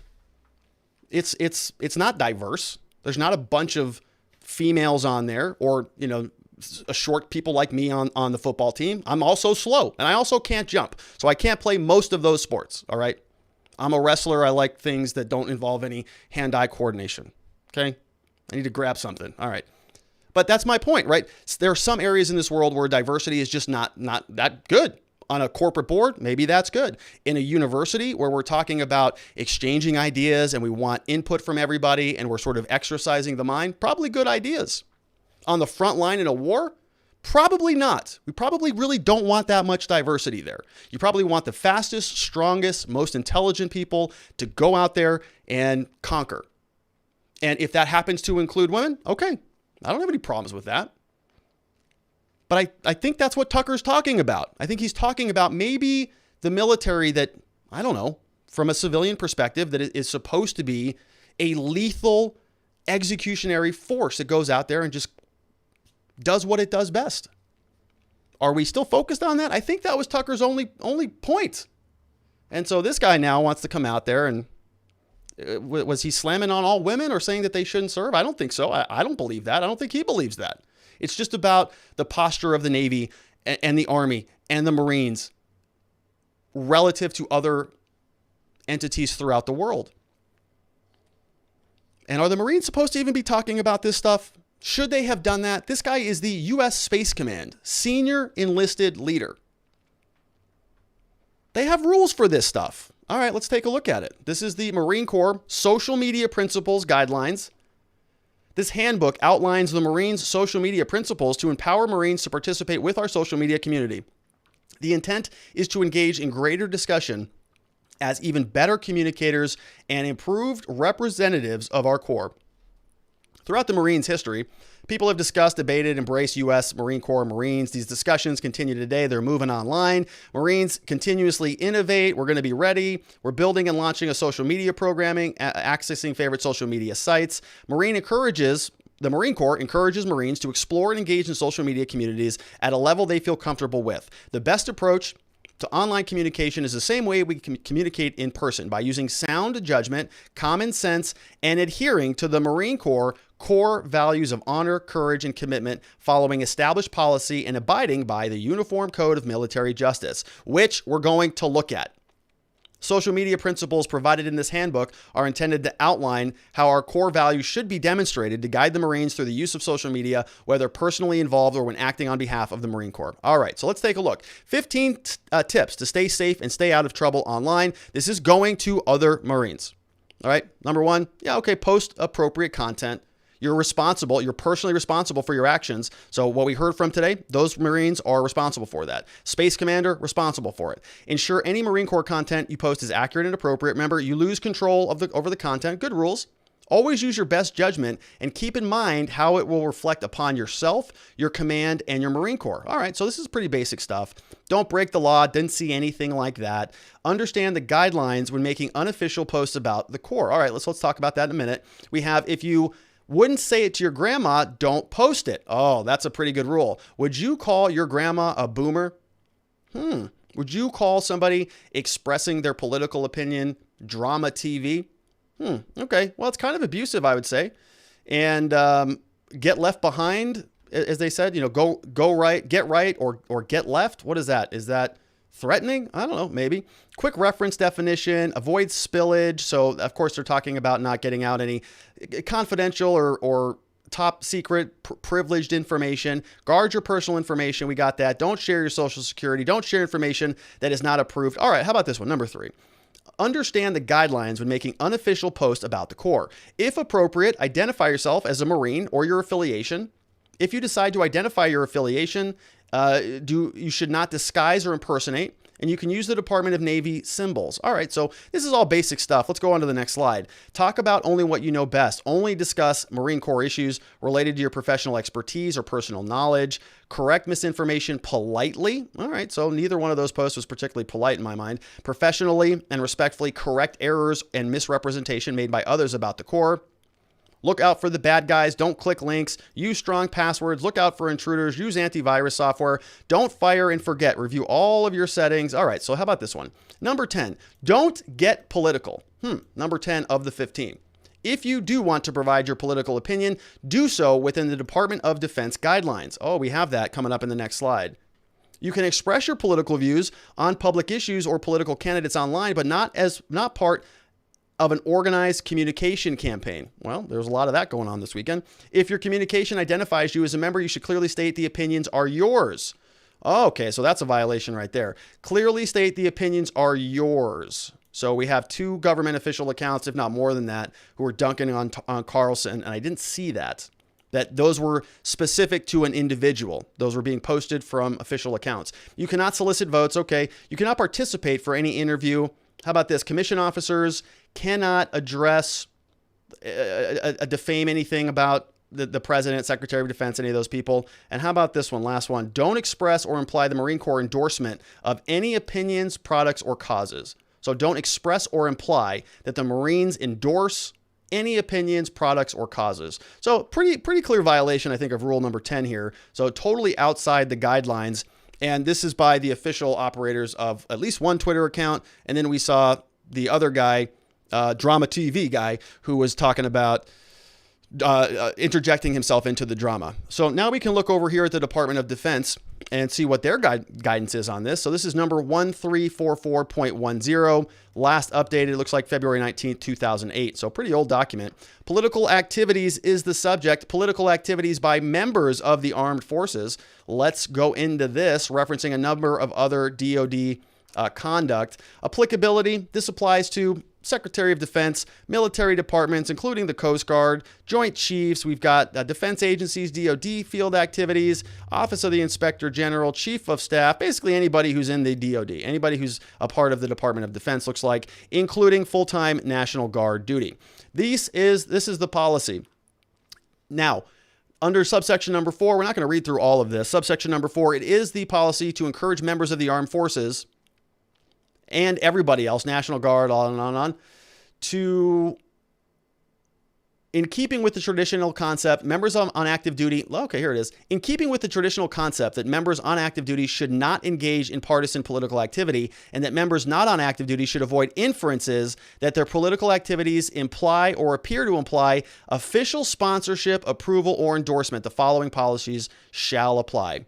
They may vote. They may encourage others to vote. They may join a partisan or nonpartisan political club, serve as an official, sign a petition, write a letter to the editor. All of that stuff is okay. Generally speaking, though, should not engage in partisan political activity. Right there in red. Generally speaking, should not engage in partisan political activity. All right. So make monetary contributions. That's okay. Display a bumper sticker on the member's private vehicle. That's okay. Attend a partisan or nonpartisan fundraising, federal voting assistance program.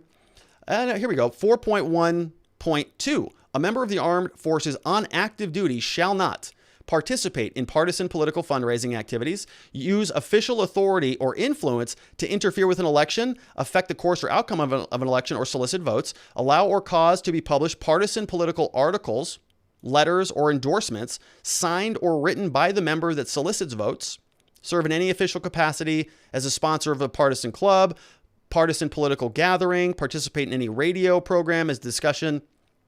Okay, so participate as a candidate or as a cause, for a cause. And then we have over here a lot of other stuff. Let's go back down here to 4.15.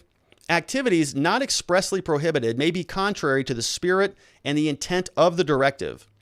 Any activity that may be reasonably viewed as directly or indirectly associating the Department of Defense or the Department of Homeland Security, in the case of the Coast Guard, or any component of these departments with a partisan political activity or otherwise contrary to the spirit and intention of this directive shall be avoided. So 4.15 says anything that is reasonably viewed as being either directly or indirectly associated with the Department of Defense and a political activity or something that's partisan shall be avoided.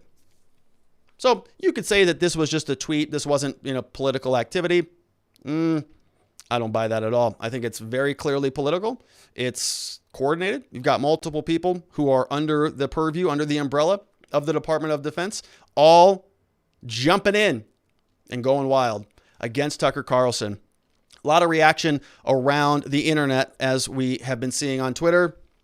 We have this in response to General Paul E. Funk 2. So this looks like it's coming from a personal account. This is a general now, but it's from a personal account. It says, I agree, Pat. Thousands of women serve honorably every day around the globe. They are beacons of freedom, and they prove Carlson wrong through determination and dedication. We are fortunate they serve with us. So another military person posting, but this time from a personal account. All right. Women, and this, so SMA Michael Grinston says, women lead our most lethal units with character. They will dominate any future battlefield we're called to fight on. Tucker Carlson's words are divisive, don't reflect our values. We have the most professional, educated, agile, and strong NCO Corps in the world. This comes from 16th SMA. So I think that looks like, I don't know, a personal account. Maybe that's an official account. So you've got two people here who are communicating within the military, within the armed services, with each other, slam dunking on Tucker Carlson. Okay. So we have this one. Let's be clear. Women make our military stronger. Another one from Paul E. Funk, posting this picture from Joe Biden with the new generals in his office. That was posted on March 10th. We have another one from Richard Grinnell.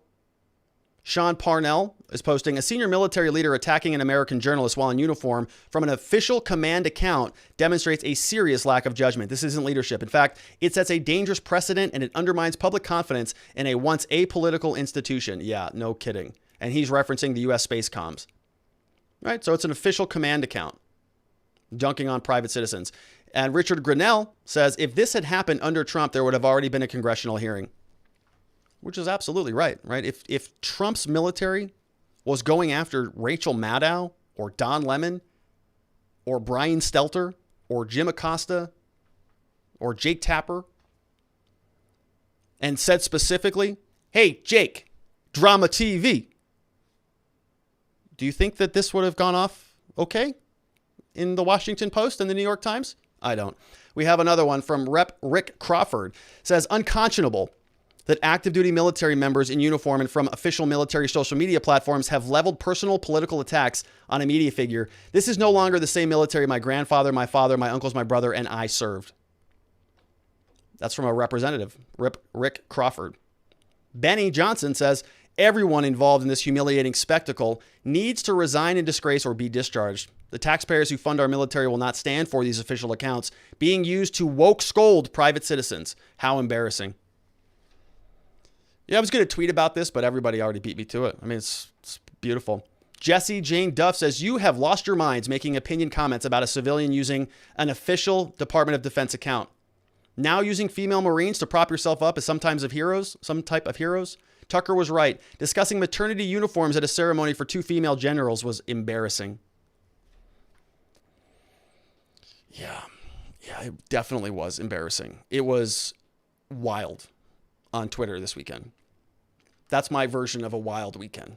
Watching these, watching Twitter and the military, the woke military. I don't think most of the military is as woke as what we saw this weekend, but Twitter is just a place to get woke. Everybody's very woke. And I'm not even sure, is Tucker Carlson even on Twitter? I don't even know if he's on Twitter. If he is, I don't follow him. So he's probably at home with his family, living a nice life. All right, let's jump into the questions from locals.com. Watchingthewatchers.locals.com is the address. We have Liberty or Death says, as a retired soldier, I was disgusted to see the Marines do this. When I was in the Army, soldier doing that could count on counseling or an Article 15, like a misdemeanor charge adjudicated by your company commander that doesn't include jail time. This guy was way out of line. It felt like that to me, right? And I'm sort of armchair quarterbacking on this, which is why I went over to the DOD directives. Seems totally in violation of their own policies. Did they not get the memo on this? All right.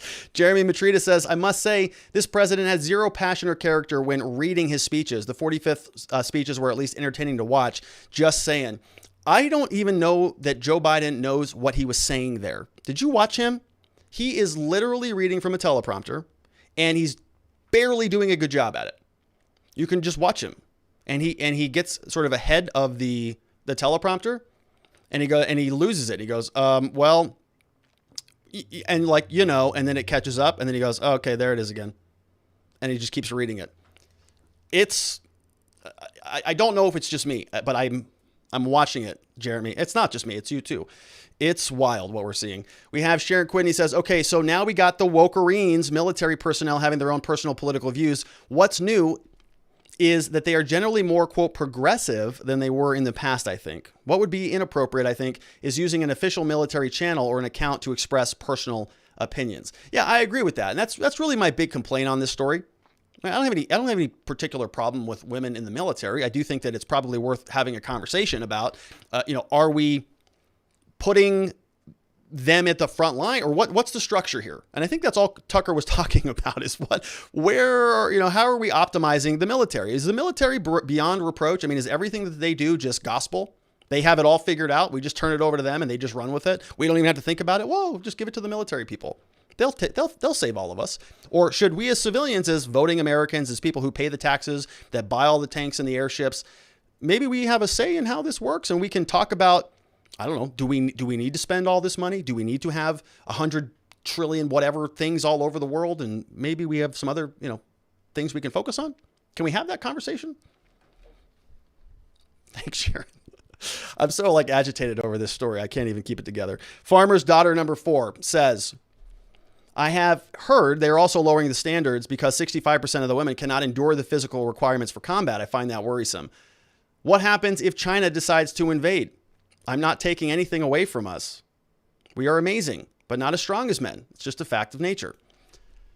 Yeah, I mean, look, if you have the standards and any person can meet those standards, then I don't have any issues with that. If you lower the standards so that you can elevate other people to meet those standards, that's a whole different conversation. And the question is, why are we lowering those standards? And farmers, if the Marines are in their maternity suits, China's done for. What are they, nuts? They don't want to go out there and fight our maternity woke Marines.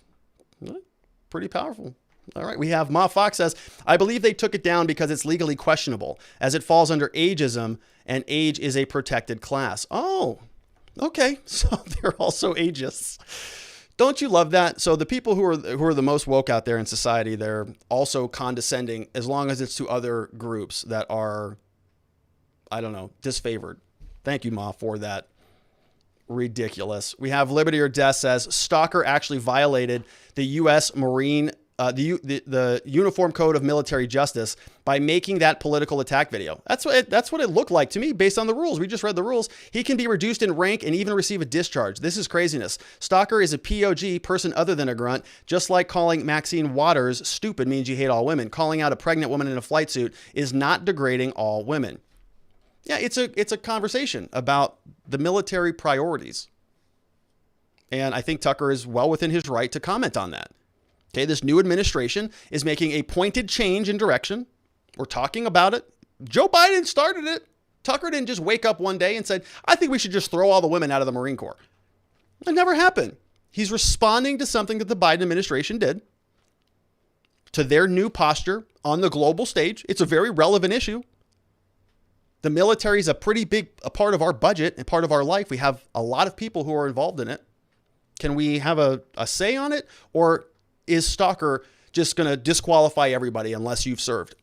Only the military, only the people who've served can decide what the military should do. The rest of you loser civilians, Tucker, can't say anything. Okay. NY Renal MD says, I thought the military was barred from weighing in on cultural, social matters. Just like during Don't Ask, Don't Tell. You cannot get one to weigh in publicly. Virtue signaling. I agree, Rob. That's right. That's the word.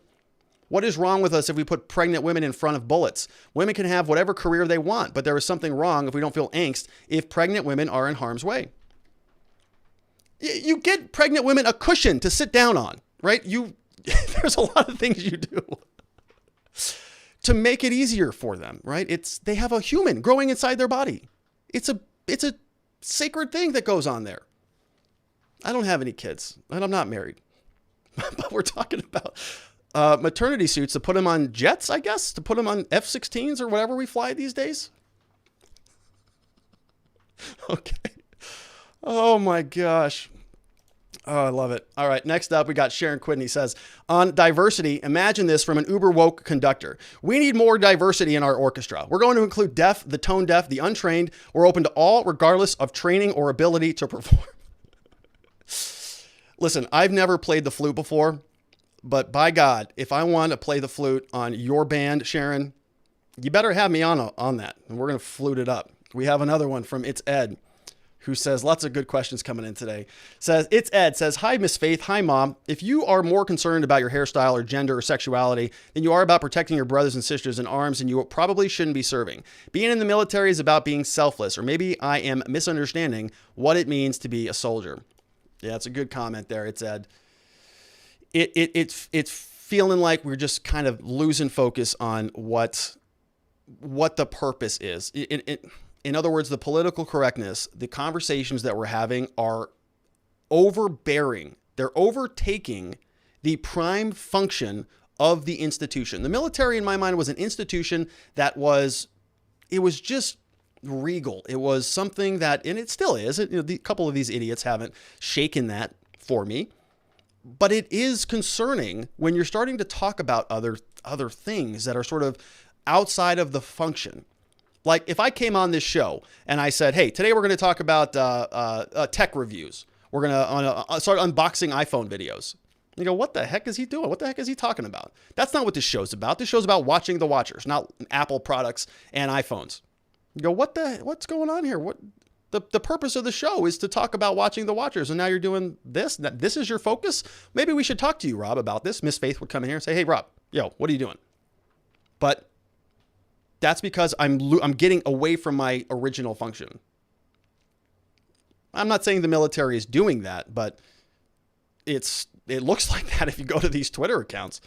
Oh, Jeremy Matrita says the quick and dirty guidance is say nothing in public or online while in uniform unless public affairs has given guidance. So that would be a pretty big problem, wouldn't it? If he's in uniform, calling out a civilian by name in front of his flags with his accommodations on the back in military fatigues with his name and the U.S. Marine Corps.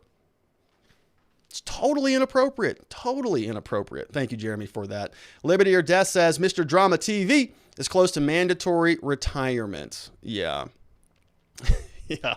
All right. Ma Fox says, how is it political to uphold your idea that women should be allowed in the forces? We've allowed this since 1948. I mean, if it were nearly 80 years ago, I'd agree this is a political statement, but it seems to be pretty status quo at this point.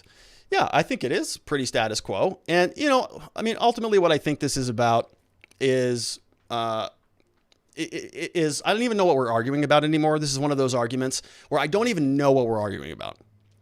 I mean, both sides hear something that they kind of don't like, and then everybody just goes in and they take that argument and they just make it whatever they want.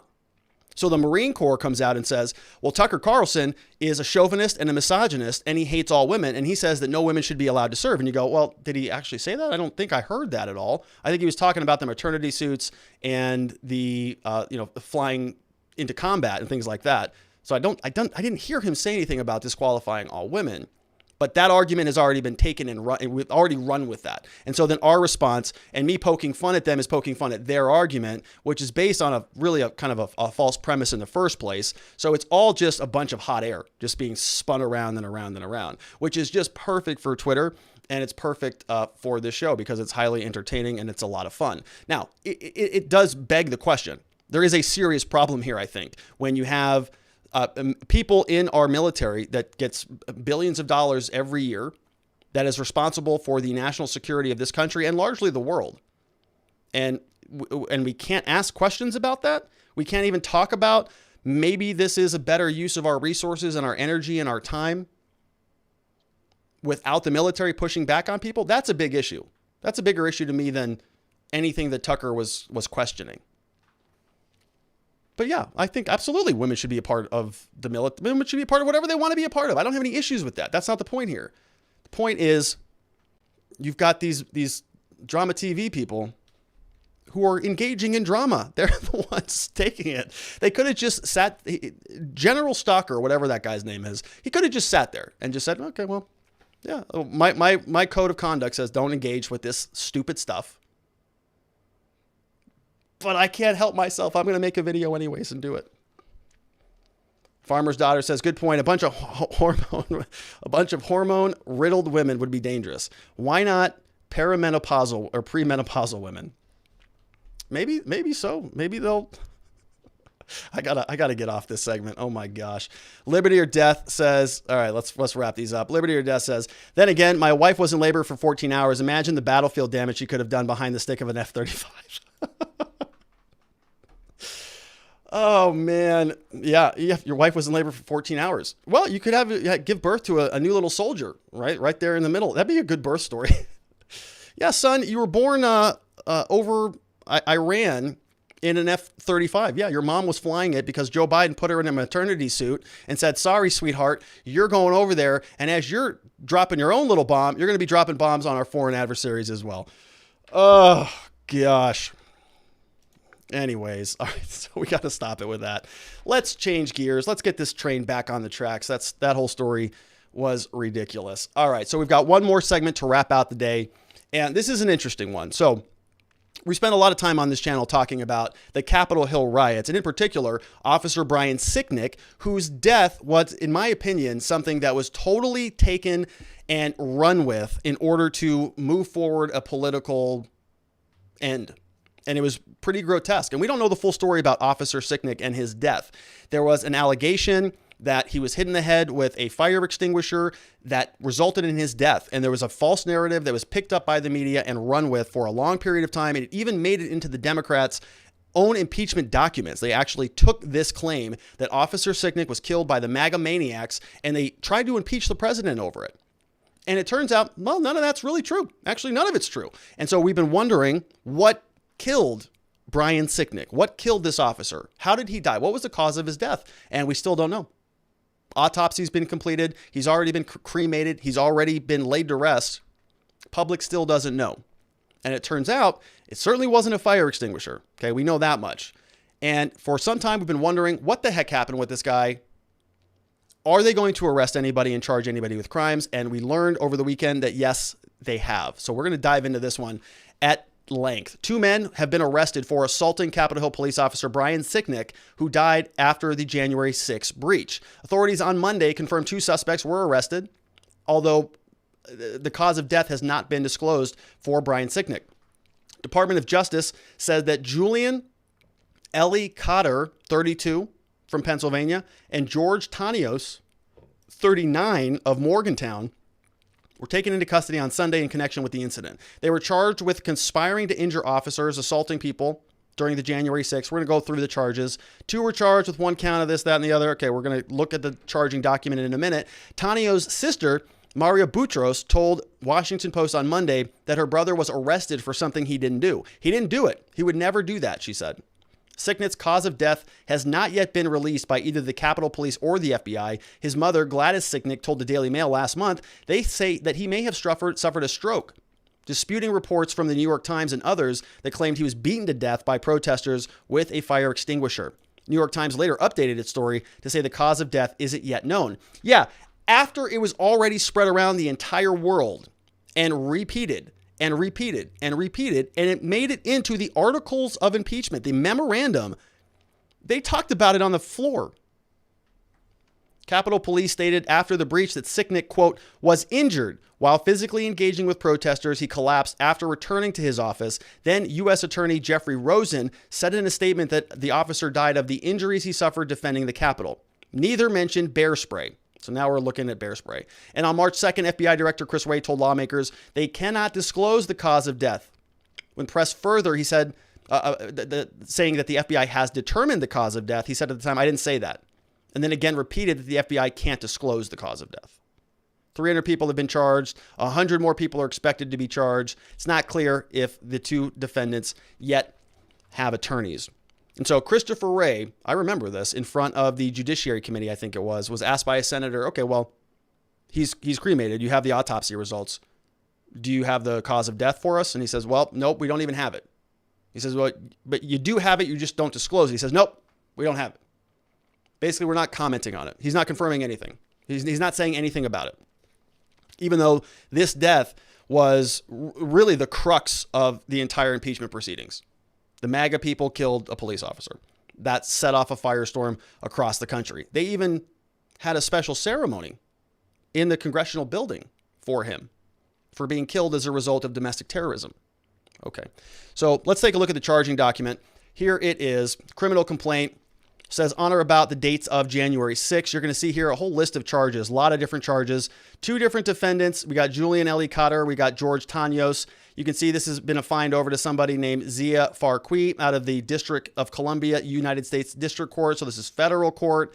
And this was all signed off on, it looks like, March 6th. So this is the complaint with an arrest warrant. So they, the way that this works is they submit the request for a warrant. They submit the complaint. The judge seals everything. They go conduct the arrest. Then they unseal everything. And all of this stuff comes out to light. So because they were arrested and picked up yesterday, now this document is publicly available.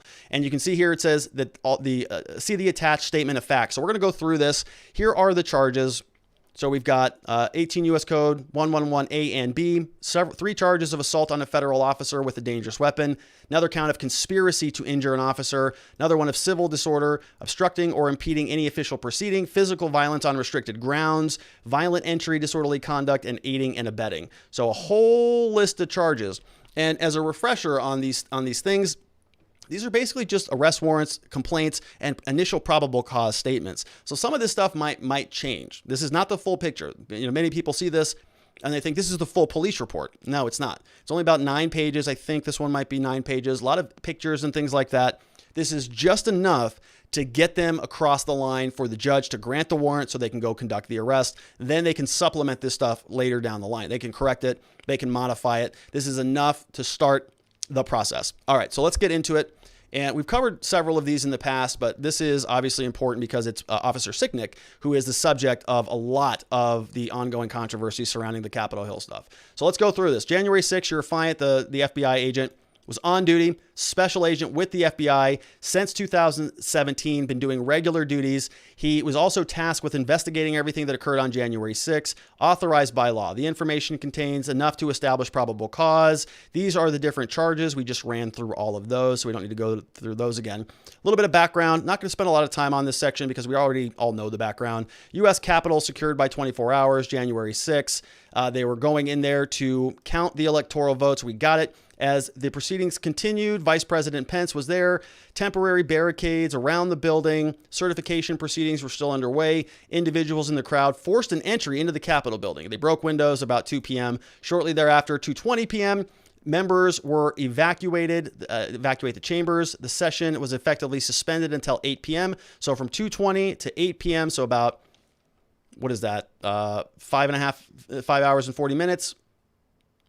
The Vice President Pence remained at the U.S. Capitol from the time until the sessions resumed. So Pence never even left the building. During the national news coverage, video footage was captured on mobile devices of the persons present on the scene and depicted evidence of violations of the law. Let's go into it. So here is the defendant's assault on the federal officers. 1 p.m., crowd of violent rioters assembled at the Lower West Terrace. U.S. Capitol Police formed a line of bike racks extending from the north to the south to act as a barrier. Officers were standing watch behind this line, fending off attempts. In reviewing the surveillance footage of the incident, your affiant observed the defendants, Julian L. Cotter and George Pierre Tanios, working together to assault law enforcement officers with an unknown chemical substance by spraying officers directly in the face and eyes. So this is a big sentence right here. Okay. What is the surveillance footage that we're talking about? What are we looking at? Because this is going to be a big case about identification. There's a lot of pictures here, and we're going to see whether or not they can actually connect these people with this surveillance footage. A lot of the surveillance footage doesn't look good. Your affiant further observed that these defendants appeared to time the deployment of chemical substances to coincide with other rioters' efforts to forcibly remove the bike rack barriers that were preventing them from moving closer. At 2:09, Tanios can be seen walking from the south grassy area in the lower west. Cotter can be seen walking behind Tanios wearing a beanie with a pom-pom on top, a dark jacket, and a beard. Tanios is wearing a red hat, black backpack, dark hooded sweatshirt, and has a beard. Tanios and Cotter can be seen engaging with each other in an animated conversation. During the investigation, law enforcement discovered open source media video, so stuff posted online, of the incident from January 6th. On the video, Cotter is seen making his way towards Tanios. Tanios then states, "Give me that bear shit," and reaches into the backpack on Tanios' back. Tanios says, hold on, not yet, it's still early. So the bear stuff is going to be the bear spray. Cotter is then seen emphatically telling Tanios, "They just effing sprayed me," and Cotter is seen holding a white can with a black top that appears to be a can of chemical spray. See the figure below. So it looks like down here, there's a can of something here in this gentleman's hand. So that looks like Tanio. He's walking from the south. He's wearing a beanie with a pom-pom on top and a dark jacket and has a beard. So a beanie with a pom-pom on top, a dark jacket, and he has a beard. So I don't know if that's a beard right here, or if this is a little mustache going on, little chin. That might be a little bit of a beard there. So that's how they're identifying him. Cotter is seen holding a white can right here with a black top. All right, so it could be bear spray, could be a water bottle. Verbal exchange between Cotter and Tanios. So this must be, so if this is Cotter, this is Tanios. And let's go on. The verbal exchange between them together, retrieval, reveals that the two were working in concert and had planned to use the toxic spray against law enforcement. In the video, Cotter continues to talk animatedly with Tanios. At 2:20 p.m., Cotter walks through the crowd, a few steps closer to the bike rack, directly across the line from law enforcement to include Capitol Police officers who are Sicknick, Edwards, and Metro PD Chapman, who is equipped with functioning body-worn camera. All right, so Chapman now has some camera footage that presumably we can see. Officer Chapman's body-worn camera shows that at 2:23 p.m., the riders began pulling on a bike rack to his left, using ropes in their hands to pull it away. Cotter then, seconds later, is observed with his right arm up high in the air, appearing to be holding a canister in his right hand and aiming it at the officer's direction while moving his right arm from side to side. So he's sort of doing right arm, side to side, sort of doing one of these. Officer Chapman's body-worn camera then confirms that Cotter was standing only 5 to 8 feet away from the officers. See figure 2 below. All right, so let's see if we can see Cotter. So now over here, it looks like we've got the same guy with the Trump beanie with the pom-pom on top. Looks like that might be him as well there. Yeah, see this 45 logo, that circle? We go over 45 logo, same beard-ish here. And so that's his right hand. Kind of hard to tell. This is from the officer's body camera. So this is Axon body camera. So you wouldn't see any of that. This is obviously the officer. This is his hands here. And so he is spraying something back their direction. This guy's obviously taking a duck. And so this is his hand being extended out. And that's about 223, that looks like. So about 223 right there. You can see that. All right. Moving on. In reviewing the surveillance footage and body-worn camera video, your affiant observes the officers Sicknick, Edwards, and Chapman standing within a few feet of Cotter all react one by one to something striking them in the face. The officers immediately retreat from the line, bring their hands to their faces, and rush to find water to wash out their eyes. As described in further detail below, here are the following screenshots, 3 and 4 below. All right, so that looks like potentially an officer. That might be another officer that they're referencing. So this guy has some yellow on his outfit. So this is Chapman. And we don't really see him unless this is this yellow here. We see another officer that does not look like Cotter over here. Although it kind of might. I think it's a different color, blue. So can't really gather much from this video. All right, so moving on, you can see here is another couple images. So this officer is pulling stuff away from his eyes. And let's see if we can identify Cotter anywhere. So we see a number of these officers. So Chapman must have been one of these guys. So Chapman's in one of these outfits. Don't really know. This is figure 4. Okay, so don't have an eye on Cotter or the other guy right now. So they may have just sprayed it and run away. So be very, very curious to see how this all gets connected via video. Next up, we have at 2:23 on surveillance footage, Cotter is again observed raising his arm. So that's the pom-pom hat. There that is. Here's his right arm again. Looks like a darker jacket. Raising his arm and continues to spray in the direction of law enforcement officers. Metro PD Lieutenant Bagshaw notices these actions and approaches Cotter. At 2:23, he then sprays Cotter and is observed on both surveillance footage and Lieutenant Bagshaw's body-worn camera. So this is this officer now at 2:23, which is right about the same time, wasn't it? Yeah, 2:23. 2:23 here. He's over there, And then we've got over here, okay. Yeah, so you see this barricade here. So that barricade is going to be this barricade from that angle, I think. And so he's getting hit from the back right at about 223. So they match those up. Now those might be off by a little bit. Injuries to officers, let's take a look. Officer Sicknick, Edwards, Chapman suffered injuries as a result of being sprayed in the face with an unknown substance by Cotter. These officers were temporarily blinded by the substance, or temporarily disabled from performing their duties, and needed medical attention and assistance from fellow officers. They were initially treated with water in an effort to wash out the substances. All three were incapacitated, unable to perform for at least 20 minutes or longer while they recovered. Edwards reported lasting injuries underneath her eyes, including scabbing that remained on her face for weeks. Edwards and Chapman also described the spray to their face as a substance as strong, if not stronger, than any version of pepper sprays that they've received. Officer Sicknick reported to his supervisors and colleagues that he had been sprayed in the face with a substance. So interesting there, right? So that's an interesting sentence. So Officer Sicknick said, hey guys, I got sprayed in the face with something. Other officers, Edwards and Chapman, say, look, this was stronger than any version of pepper spray that they had been exposed to during their training as law enforcement officers. And I can't speak specifically to the Capitol Hill Police about whether they have training with that, but other police agencies do. They actually spray you with some of that stuff. I think they do it in the military too. We're just talking about them. So it's interesting that Officer Sicknick says, no, I got hit in the face with something. They don't go into details about that report because he may not have provided details about that report. He may have just made a mental note of that and not made a big deal out of it, versus the other people who said, yeah, this was like really, really bad. It was worse than anything we've ever seen before, even regular pepper spray. So kind of two differing opinions on that, or two different statements. And the question is, why? Why is that? I did see other videos that were floating around about people getting sprayed, but it didn't look like it was anything that even had any chemical effect to it. It looked like it might be water. I mean, I saw videos, people getting sprayed and just kind of going about their business, walking on, moving around, just going, that was weird. What the heck is that? Oh, it's nothing, right? It's water or something like that. Or it's very, very low grade chemical spray. And I saw other videos of people getting hit with very potent stuff that day. And so I'm very curious to see what this shows. All right, let's carry on. We've got a couple more pages. Identification of the defendants. Now, we'll also note on this. So we're going to go into identification and then the charges. Yeah, this is interesting. So we're going to go through identification and then charges.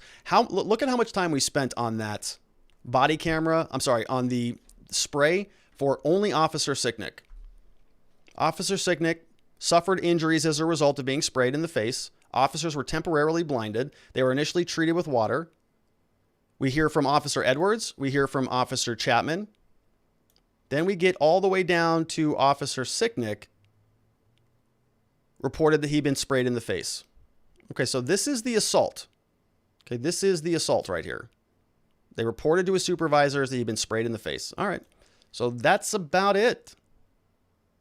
Okay, this was also Sicknick, Edwards, and Chapman.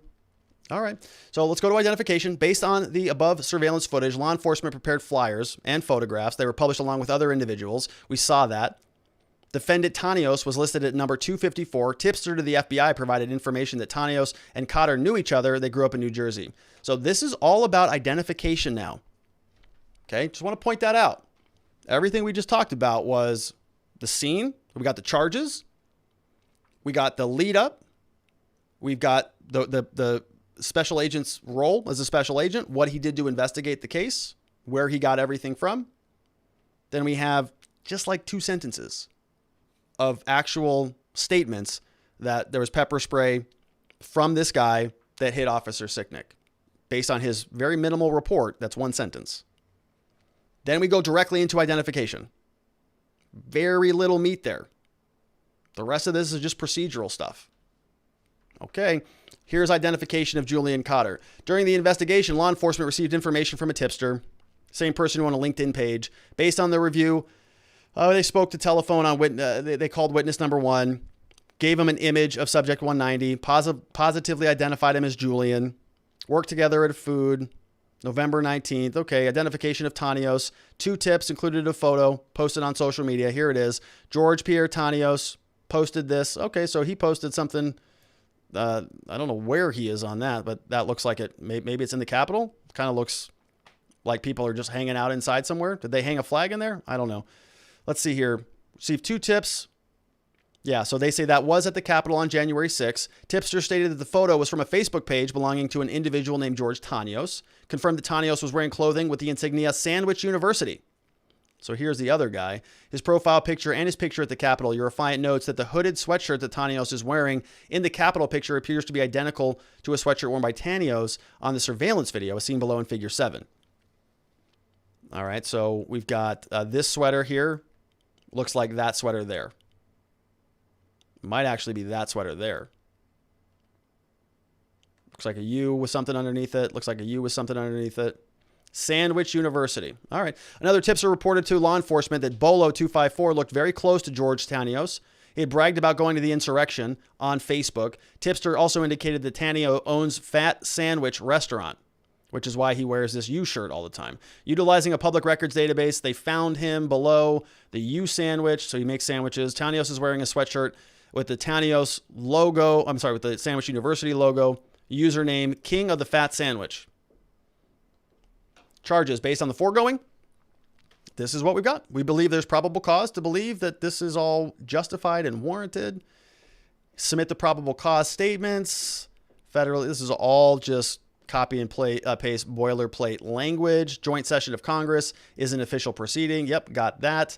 Your affiant thinks that there's probable cause to charge him with all of these other offenses under these different U.S. codes. Okay, got all those. Probable cause, physical violence, Capitol buildings, and on and on and on. Signed off on by a judge, U.S. magistrate judge, Zia M. Farquhar, 6th day of March.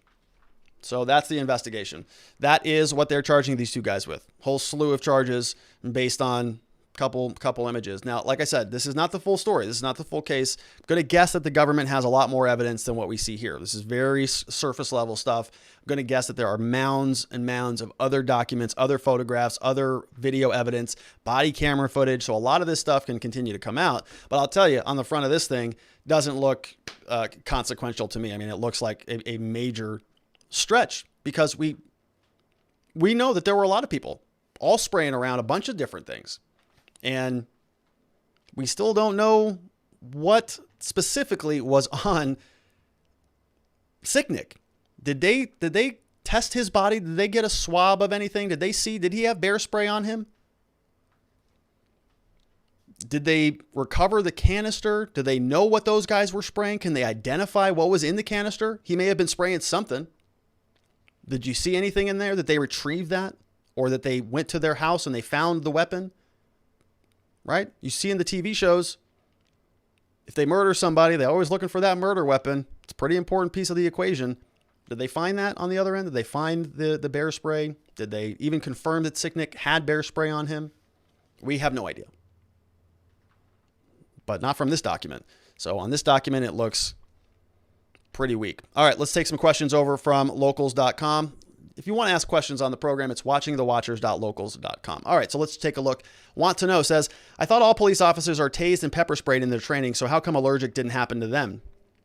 I don't believe this. Okay, so I see what you're saying. You're saying that if bear spray or pepper spray would have caused a death of Brian Sicknick, he would have identified that during his earlier training with the police academy. I think it's a good point. And notice on this, by the way, that these guys are not being charged with murder. Okay, we did not see that in the list of charges. They're not being charged with his death. They're being charged with assault on officers.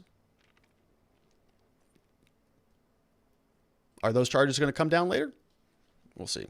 Sharon Quidney says, how can you prosecute somebody for killing somebody when you don't even have a cause of death? So they're not actually charging him with that. So I should have been more clear. I apologize at the outset. They're not charging them with murder. They're charging them with assaulting this officer. You can sort of extrapolate that.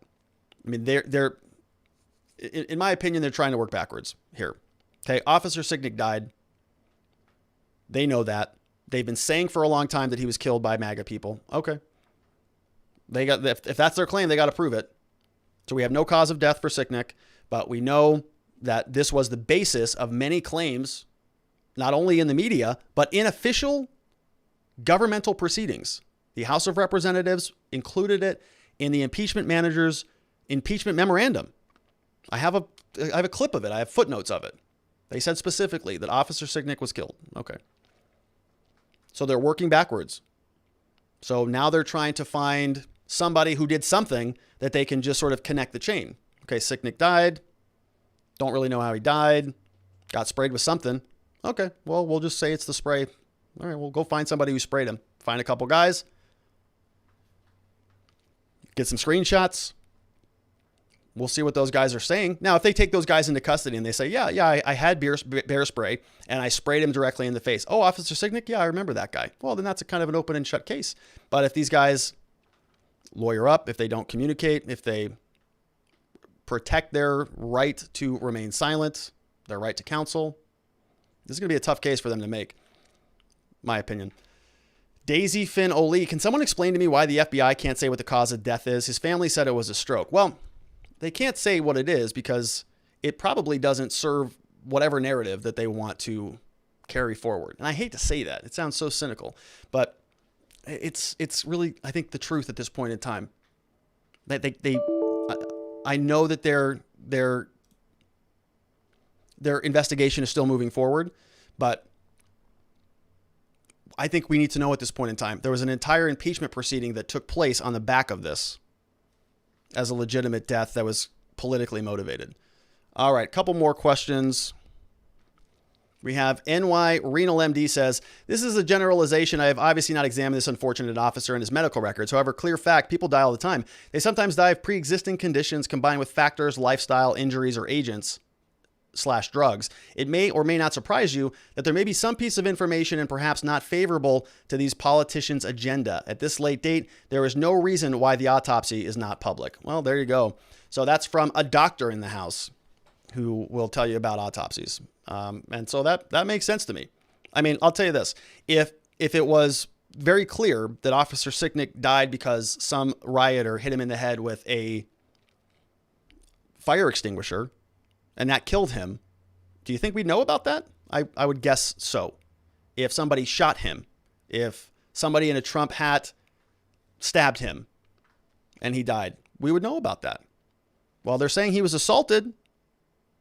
We don't know why. We don't know how. We don't know how he died. Still up in the air. I think we should know, though. Nadarb says, new law or rule, or whatever you want to call it, for when the media has to do a correction. They are required to put the correction in the same exact place as the original article, or make it seen on the web as the original, or spend as much time on the correction as they did publishing propaganda. Could actually work, but more laws, so... Well, yeah, I mean, I think it's intentionally dishonest. I mean, they have a narrative. They want to run with it. It's a story that fits their political ideology. Everybody after January 6th was sort of mortified by what happened that day. But there was a select few of people in the media who said, oh, we can really run with this. A lot of politicians did also. We're still feeling the effects of it, which is why I was so irritated that any of that happened. I was so disgusted by what I saw because I knew that the pendulum would come swinging the other way, would come cracking down on anybody who even remotely questions the government as a result of this. Now, anybody who questions the government is some sort of maniac. Even libertarians are now in the politicians' crosshairs for some reason. So I understand your point, though. I think it's an interesting question. You know, what if the New York Times was, let's say that Officer Sicknick story got 1 million hits, 1 million visits to that story. Well, what if they have to publish the correction on the front page until that also gets 1 million hits? Hey, we were totally wrong about Sicknick. We were totally wrong about the cause of death. Our original story, it wasn't intended as a lie, but it was absolutely untrue. It was not the truth. Got to post that on the front page. No, that would never work, right? NY Renal says, no one ever declares it because everyone is afraid to talk about that day. Was there an order to disperse? Otherwise, this all took place on the sidewalk in a place that often has protests. Their own video shows police spraying pepper spray incorrectly. How is it not the police that sprayed themselves? Yeah. Well, did you see the images? There's people spraying all over the place. It's mayhem. You're exactly right. That one officer was spraying directly behind Cotter. And if Cotter is spraying this way, and Sicknick's over here, well, you have kind of a triangle going on. And so, yeah, theoretically, people are pepper spraying all over the place. So how are they going to connect it to those guys when they don't have a canister? Presumably they don't have any admissions. They have a couple screen grabs from a wild scene, as Donald Trump called it. We have Jack Alaya in the house says, don't or shouldn't current protocols require any unknown substance, such as an unknown spray, to be treated as hazardous material attack until identified otherwise? I don't know. I mean, I think if you are sort of in the midst of it and you go, yeah, I know that's kind of pepper spray, that you could probably just continue to move on unless there is some sort of a problem. Like if somebody dies and you're going to arrest somebody for those charges, yeah, you should probably know exactly what that substance was and how it landed on the person, where it came from, what the chemical composition is, whether that person had any predispositions to dying by that. It's frustrating. All right. We've got a couple more questions before we wrap up. We've got Flag Drop NJ said, if a federal officer died from pepper spray, should Antifa be prosecuted for attempted murder when they use it in mostly peaceful riots in Seattle? No, because that's approved political protests. There's some that's approved, some that's not approved. That's okay. NY Renal MD says they have commercial grade antidote to pepper sprays. The affidavit says a deadly weapon is pepper spray. The affidavit says deadly weapon. Is pepper spray classified as such? Basically, that document is garbage. Yeah, the pepper spray thing kind of falls into a very interesting category that the police like to define both ways. If it's used against them, it's a deadly weapon. If they use it, it's non-lethal force. You see how that works? They get double standards all the time. It's great. We saw this. What was that case? Rayshard Brooks. Was that the one that we talked about? I'm sort of mixing them up. But remember, I think that was the case where police were trying to arrest a man, of course, African-American man. He runs away. He grabs one of their tasers. As he's running away, he turns back and shoots the taser at them. And so the police there were saying, well, I mean, he took a weapon and he was shooting it back at us. That's a deadly weapon. And you go, it's a taser. By your own acknowledgement, you say that that is a non-lethal weapon. So if you use it, are you using a lethal weapon on somebody? No, of course not. It's non-lethal. It's part of your protocols. But as soon as they use it back on you, it's a dangerous weapon. And so you see this double standard just play itself out over and over again. We have Ma Fox says, given this is federal charges and their conviction rate, I'm guessing they have a lot more evidence and they're only trying to prove probable cause. Yeah, I think that's probably fair, Ma. We don't know. We're going to see a lot more of this, but I will tell you this in terms of probable cause statements. They spent a lot of time building up to it, spent like a paragraph detailing what the actual assault was. And then a whole nother several pages with pictures and identifiers for identification. You can identify all you want. You can lay the foundation all you want. Nobody cares about any of that. It's about the allegation and the causation. And did that happen? And that evidence was pretty weak, in my opinion. Next up, we've got NY Renal MD says, at this hearing, can defense lawyers ask for them to produce evidence they even touched any officers? The documents just identify them. What is that? Yeah. So yes, there will be a lot more evidence that I'm going to guess that the defense attorneys get their hands on, as they should, because what we saw there was very, very surface level. And I mean, extremely surface level. Identification is great. They got the guy. Fat sandwiches. Cool. No problem. You got him. You identified him. He may have even been there. But that's not the big charge. The big charge is assault with a deadly weapon. Did that happen from what we saw? I don't know. I saw a bunch of hands in the air. Saw a bunch of bodies. Didn't see any identification of what officers were whom and where the defendants were. Kind of a mess. All right, we've got chairman of the board says, great stuff as always. General question here, not about any of the topics. Any word on the return of Super Chat? Can you share other ways we can support the show in the meantime? Yeah, thank you, chairman, for that lovely, lovely question. So we have reapplied for monetization on YouTube. They told us it's going to take approximately 30 days. So I think we reapplied on March 5th when the day that we got up to apply again, applied on that day. We did delete a couple videos off the channel, probably not missing anything. It was only a handful of these videos, but it was typically the ones that, of course, were some of the best videos that we did. Some of the body camera analysis. Anytime that we go in to body cameras and we sort of are following along the police and critiquing what they do here or there, apparently YouTube doesn't like that anymore. So they said that all of that stuff is too harmful.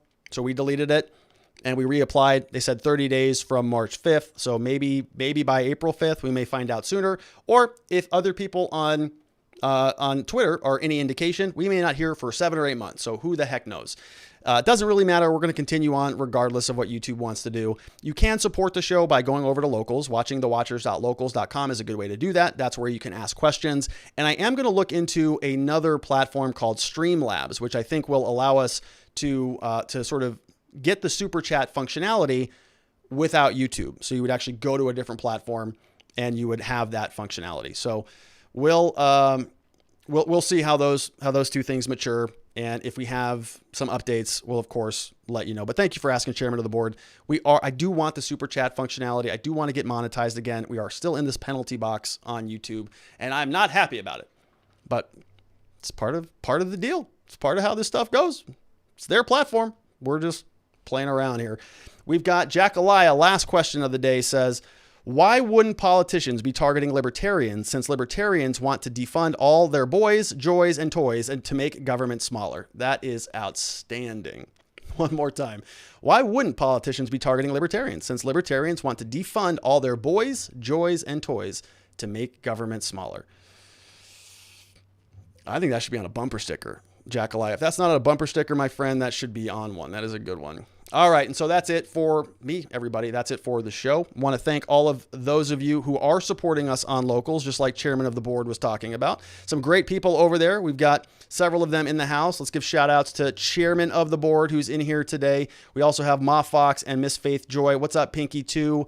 Let's see. Anyone else here who's jumping out at me right now? We got Hack Consulting. We have Scuba Babe. Next up, we've got Brother Dave, Office Warrior. We have Rolf 77.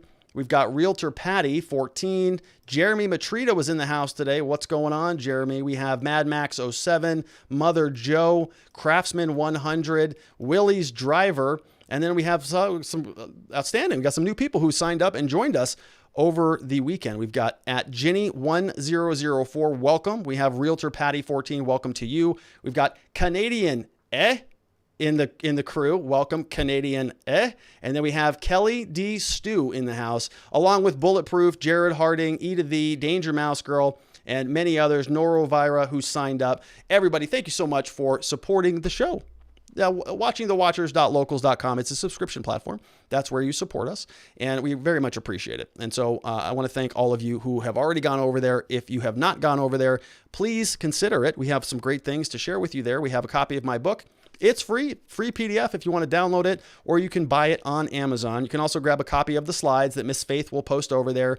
Any impeachment party documents or existence system templates, you can download this PowerPoint slide and make it your own. Also, some very great people and some links and conversations to share. So head on over there, watchingthewatchers.locals.com, if you want to join in on the fun. And lastly, but not leastly, I'm going to remind you, I'm a criminal defense attorney. That's what my day job is. We have a whole team of people here in Scottsdale, Arizona. We love to help good people who have been charged with crimes find safety, clarity, and hope in their cases and in their futures. We can help anybody who's been charged with a crime here in the state of Arizona. Anything, things like DUI, domestic violence, drug, major felonies, minor felonies, traffic violations, all sorts of things. We can help you with all of those and more. So if you know anybody who is in need of help with our law firm, please have them give us a call. We offer free case evaluations, and we look forward to helping them. And so that's it for me, everybody. I want to thank you for being a part of the program. We are going to hop onto Clubhouse. So if you're not already on Clubhouse,